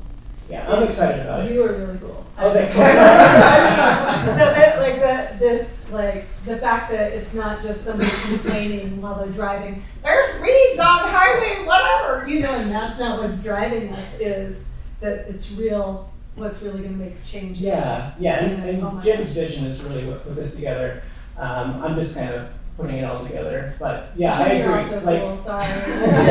You're all cool. yeah, so Jim we've been doing restoration for a long time, and a lot of good work has been done on that, but a lot of it is really just putting out fires. And so what we're trying to do here is put something together that really takes the whole scope of it in, and allows it to learn from itself. It's a general concept that a lot of agencies endeavor to do. I think one of the benefits that we have being a relatively new program, we've grown in staff significantly in just, say 5 years, but before that, for the longest time, it was 10 years of just Dan Wolford managing everything. And then after 10 years, he was able to get my position created, and then from there, we just exponentially grew. So there was a lot of time for us to plan, what are we trying to do with the program? So kind of taking advantage of that to be very deliberate in how we're going to go about the work that we do out there. Not to say that the work that we're currently doing isn't important, it's really fruitful and makes a difference, but to actually have a plan from how to get from A to B and what those steps are, I think will really improve a lot of our outcomes, but just our efficiency and then how we're using the budgets to really staffing time. And focus, because there's always going to be more work to do than resources to do it. It's just how we spend time. So I think my question here is, this is an annual report, right? We want to know about what we were able to accomplish last year and what do you think we can accomplish in 2026 as well. So if I look at this, the land service plan, this, help me understand within these boxes, which of these have been accomplished, what needs more work, what do you think is going to be a multi-year process to really fully have ready. Yeah. So I mentioned how we're being deliberate on it. And, even just deliberate about how we've been approaching this idea. So like Jess said, you've been here for going on 2 years now, and he's been putting that 2 years into just developing this idea. So he said that it's really kind of currently in outline form. He's got a really detailed outline of what these plans will be. So it took 2 years just to get an outline developed. So with that though, we've got a budget that got approved for this year to hire a consultant, like Jess mentioned, to start doing a lot of this vegetation mapping. We'll be looking to submit another budget request to do the soil survey work to hopefully next year. So that's across 3,000 acre-ish, something like that. So And nobody's but us is doing that soil mapping. Yeah. Because there's the NRCS, the Natural Resources, or the Natural Resources Conservation Service, it's a federal agency. They did soil mapping for basically all of the western United States. But a lot of that is inaccurate now because we move so many soils around. So a lot of our open spaces, our natural areas, have been restored from agricultural histories or from gravel mining histories. And so soils have been moved around to restore those, but now we don't know what soils we have and where which plants are going to thrive in those. And speaking to someone from NRCS, he expressed a desire to do this along the entire front range because all of the towns are exactly the same. If we could get that, I think. So you think it's really that first inventory and some context that's good for this year. You think that's what's achievable for this? Yeah, we'll just be starting this year, hopefully in 2-ish, maybe 3 years, get that baseline inventory done. Then we'll be pulling in all of our expertise in our group to start evaluating, okay, what is the potential for whether a complex of properties or individual properties that may be more isolated. What's the potential for that property to create the best habitat that we can? So that'll take a lot of time just to develop individual. It's not just one land service plan. Sure. It's multiple of them.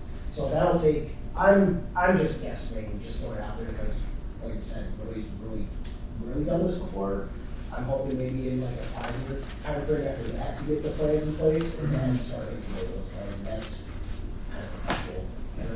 Right. We've also been doing some pilot surveys. So I've been doing a lot of vegetation monitoring on random parcels within our lands, developing the ways that will become part of the land service plan, including the habitat inventory as well.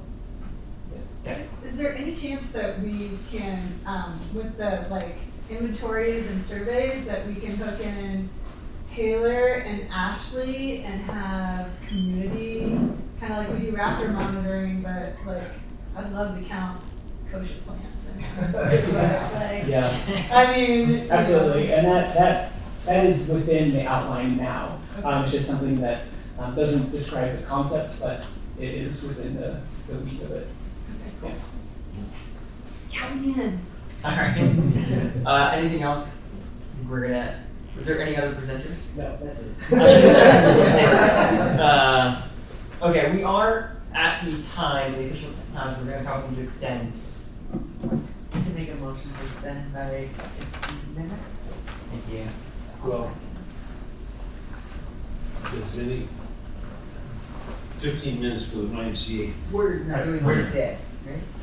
I can do, really not, but I can do it 2 minutes. Okay, right, that was one of the items we started, It's a right? generous Okay. amount with this, yeah. Okay. I just didn't want you guys not to have your time to. That was assuming because we don't have Ben, we're not doing it. Isn't that one of the things I heard? Recreation. I'm so sorry. Yeah, So no, 20 minutes? recreation. That's why I'm seeing on there, I can cover that. So sorry, my I mistake. can do that, the 50 minutes can go to a minute and a half. Okay. Wow. Did we actually finish that motion? No, Okay, we I'll second it. Okay, all those in favor? Okay, we're gonna keep going. Great. YMCA. All right, YMCA. We have gone back to YMCA, those have been ongoing negotiations. We've gone back to YMCA, what we think is our best offer at this point.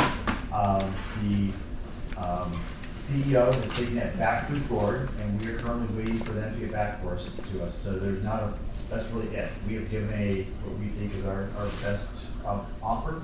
They have taken it to the board, and when we hear back from them, we will let people know. Really.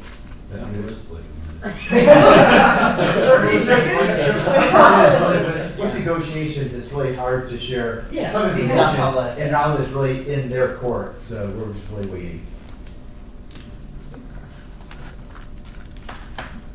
Sir, I know you have a question. Can you keep it really brief? Because Real typically. brief. Okay. Can you, like, in a really elevated pitch, tell me what you're doing with the YMCA?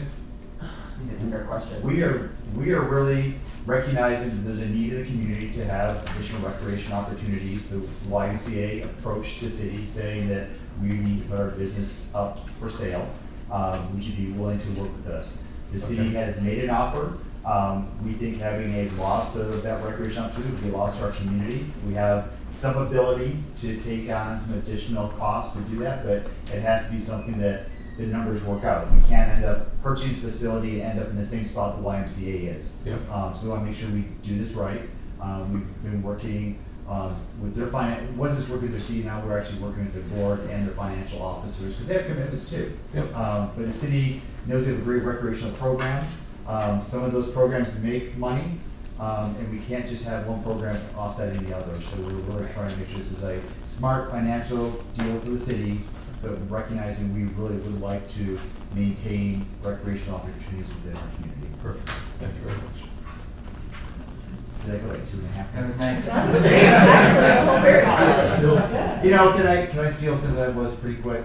I just would like to thank this group. Yes. I just always feel so fortunate to get to this every day, and so few people get to really understand what's happening in this community, from our greenways to our parks to our research that we're doing. And again, this is all having to be balanced now. We have the everyday fires of there are weeds along this place that someone important in the city drives by and they want it taken care of, and we jump and take care of that. There are mosquitoes in another area. So we're trying to balance that. What are our core missions? What can we really do? And what can we push it for that next level of maintenance management for the future? And it's all dynamic. Something may be a farm today that Lisa's taking care of, but agriculture is getting harder to do, and it may end up being something that needs to be, short grass prairie restoration in 10 years. So we're really trying to make sure that we have long-term visions of the property. And it's always super fortunate to get to work with the group. So I appreciate you guys sitting through it and hearing tonight, and we get to hear what we do. just second that. Really appreciate all the presenters Yeah. tonight. Yeah, And, awesome. I know it takes some work to get that out of your normal, your existing list of responsibilities to go and do this for us, and I really appreciate it. It's really helpful for the board and the public to understand what's going on. Little insight into what's going on. And I think hopefully the independent side, this group kind of geeks out on this or nerds out on this stuff too. So it is an opportunity, I think, for people who really appreciate you here. So thank you. Yes. All right. Items from the packet. Anything you want to call out? Can I ask a question about the YSA first? So I think it was 2 months ago that Ben had given a similar update of like the city's. Is it a new offer? now? Is it, yes. Okay.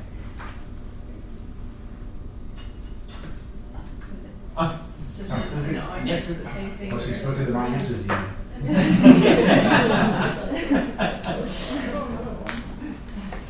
Any other packet items that you wanted to cover? All right. Items from the staff. Please. I have 2 things. Great. I'll start with the one that was brought up in public, invited to be heard. Yes. Which is the motion that Alex Kalkoffer made on April 7th around open space protections. There were 3 parts to that motion, and Sherry Malloy talked about that very early on in this meeting. So just to follow up and let Prad know, staff is planning to bring back an informational item with draft language and a presentation to the May 19th City Council study session for that. And then the other item that you will have seen in the staff updates in the conservation easement arena is that we kind of tried to give you some information around the Dickens Farm conservation easements and history there. You're gonna see that coming to City Council as well. So I just wanted to let you know that it's sitting in staff updates, so if you haven't had a chance to read it, feel free. Where'd it go? This is Dickens Farm, where it is in the city, so, and then if you, let's see, this is Boston. Do you guys all know where Dickens Farm is? You know, Yeah. okay, from 4th of July. So this is what Dickens Farm would look like. And so, when the conservation easement was placed on Dickens Farm, it included some areas, north of Boston that are, parcels that belong to the street fund. So to administratively correct this, we will want to amend the conservation easement, which means a disposition of open space. But this is a correction that we've wanted to make. And additionally, there are some areas down here that were dedicated to the city that are not encumbered by the conservation easement. So at the same time, while we're removing these street parcels, which the street fund has already paid the open space fund for, we're just needing to administratively update this conservation easement to make its boundaries correct. We will also make the boundaries correct by adding these areas that were dedicated to the city are not protected by the conservation easement. But our open space disposition ordinance is written such that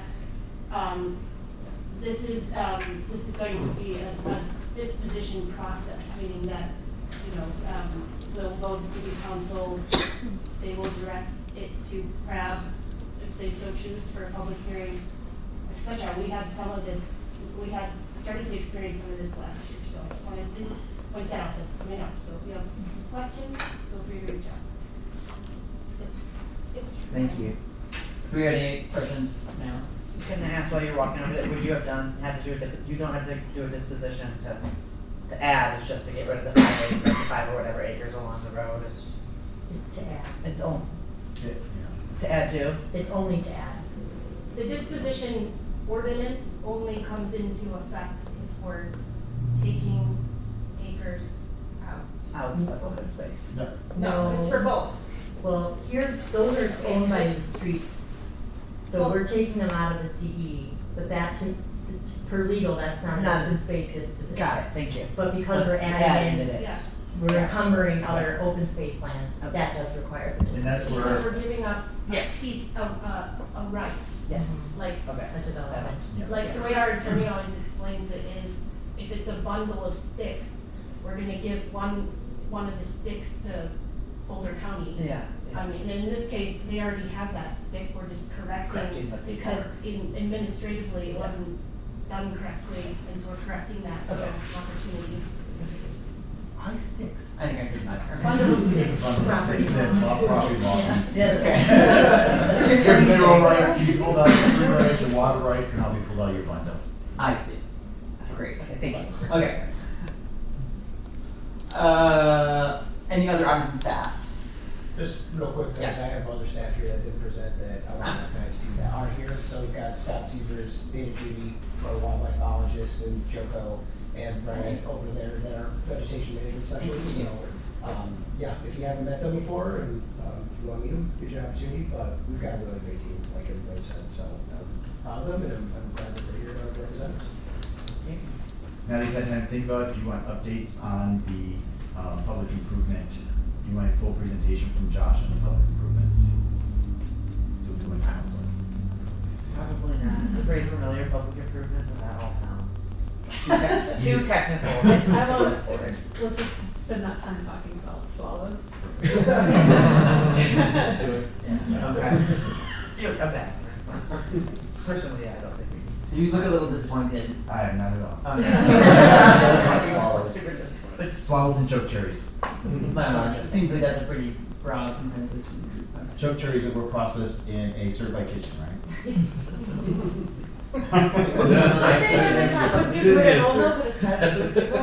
What? You could do it at somebody's house because of the cottage food laws. Yeah, we don't just wildlands restoration. Just throwing that there. I don't think these commercial kitchen for jam.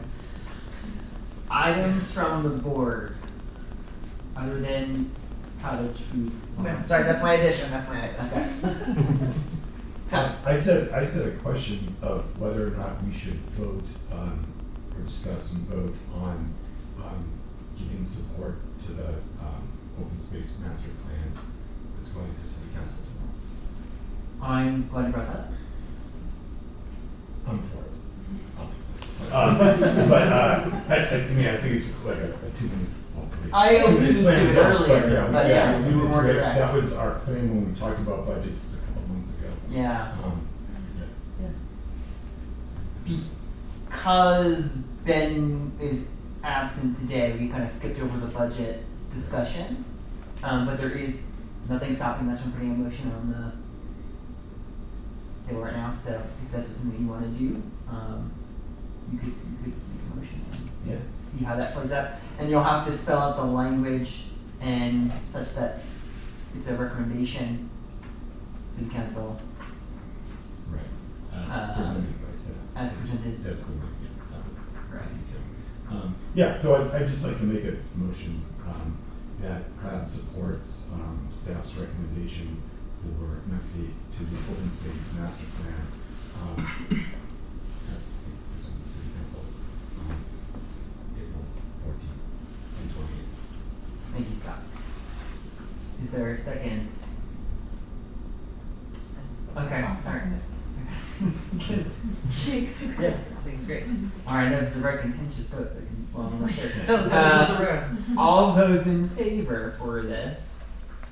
Oh goodness. All right. Well, hopefully that helps. That passes. Yeah. Do you have that? Yeah. I got close to it. It's recorded, so we'll make sure we get it all. Okay. Great. Thank you. Thank you for doing that. Yes. Yeah. Good job with language too.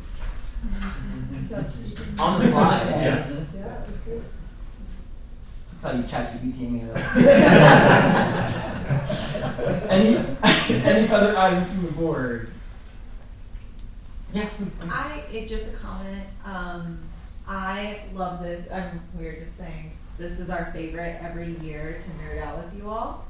And what you do, I know it's getting in the nitty gritty and literally in the dirt sometimes every day can be a lot, but you all are what makes Longmont a really great place to live. So I just want to say that we appreciate you and all the really cool things that you do for our town. Thank you. Thank you. Appreciate it. Wow, that's really sweet. Bang the gavel, we're done. Yeah. Mic drop. Were there any other items on the board? Okay, then I think we can move to adjournment. Who wants to? I can move to adjourn since I moved to extend. Okay, all those in favor? Alright, we are adjourned. Okay, thank you everyone.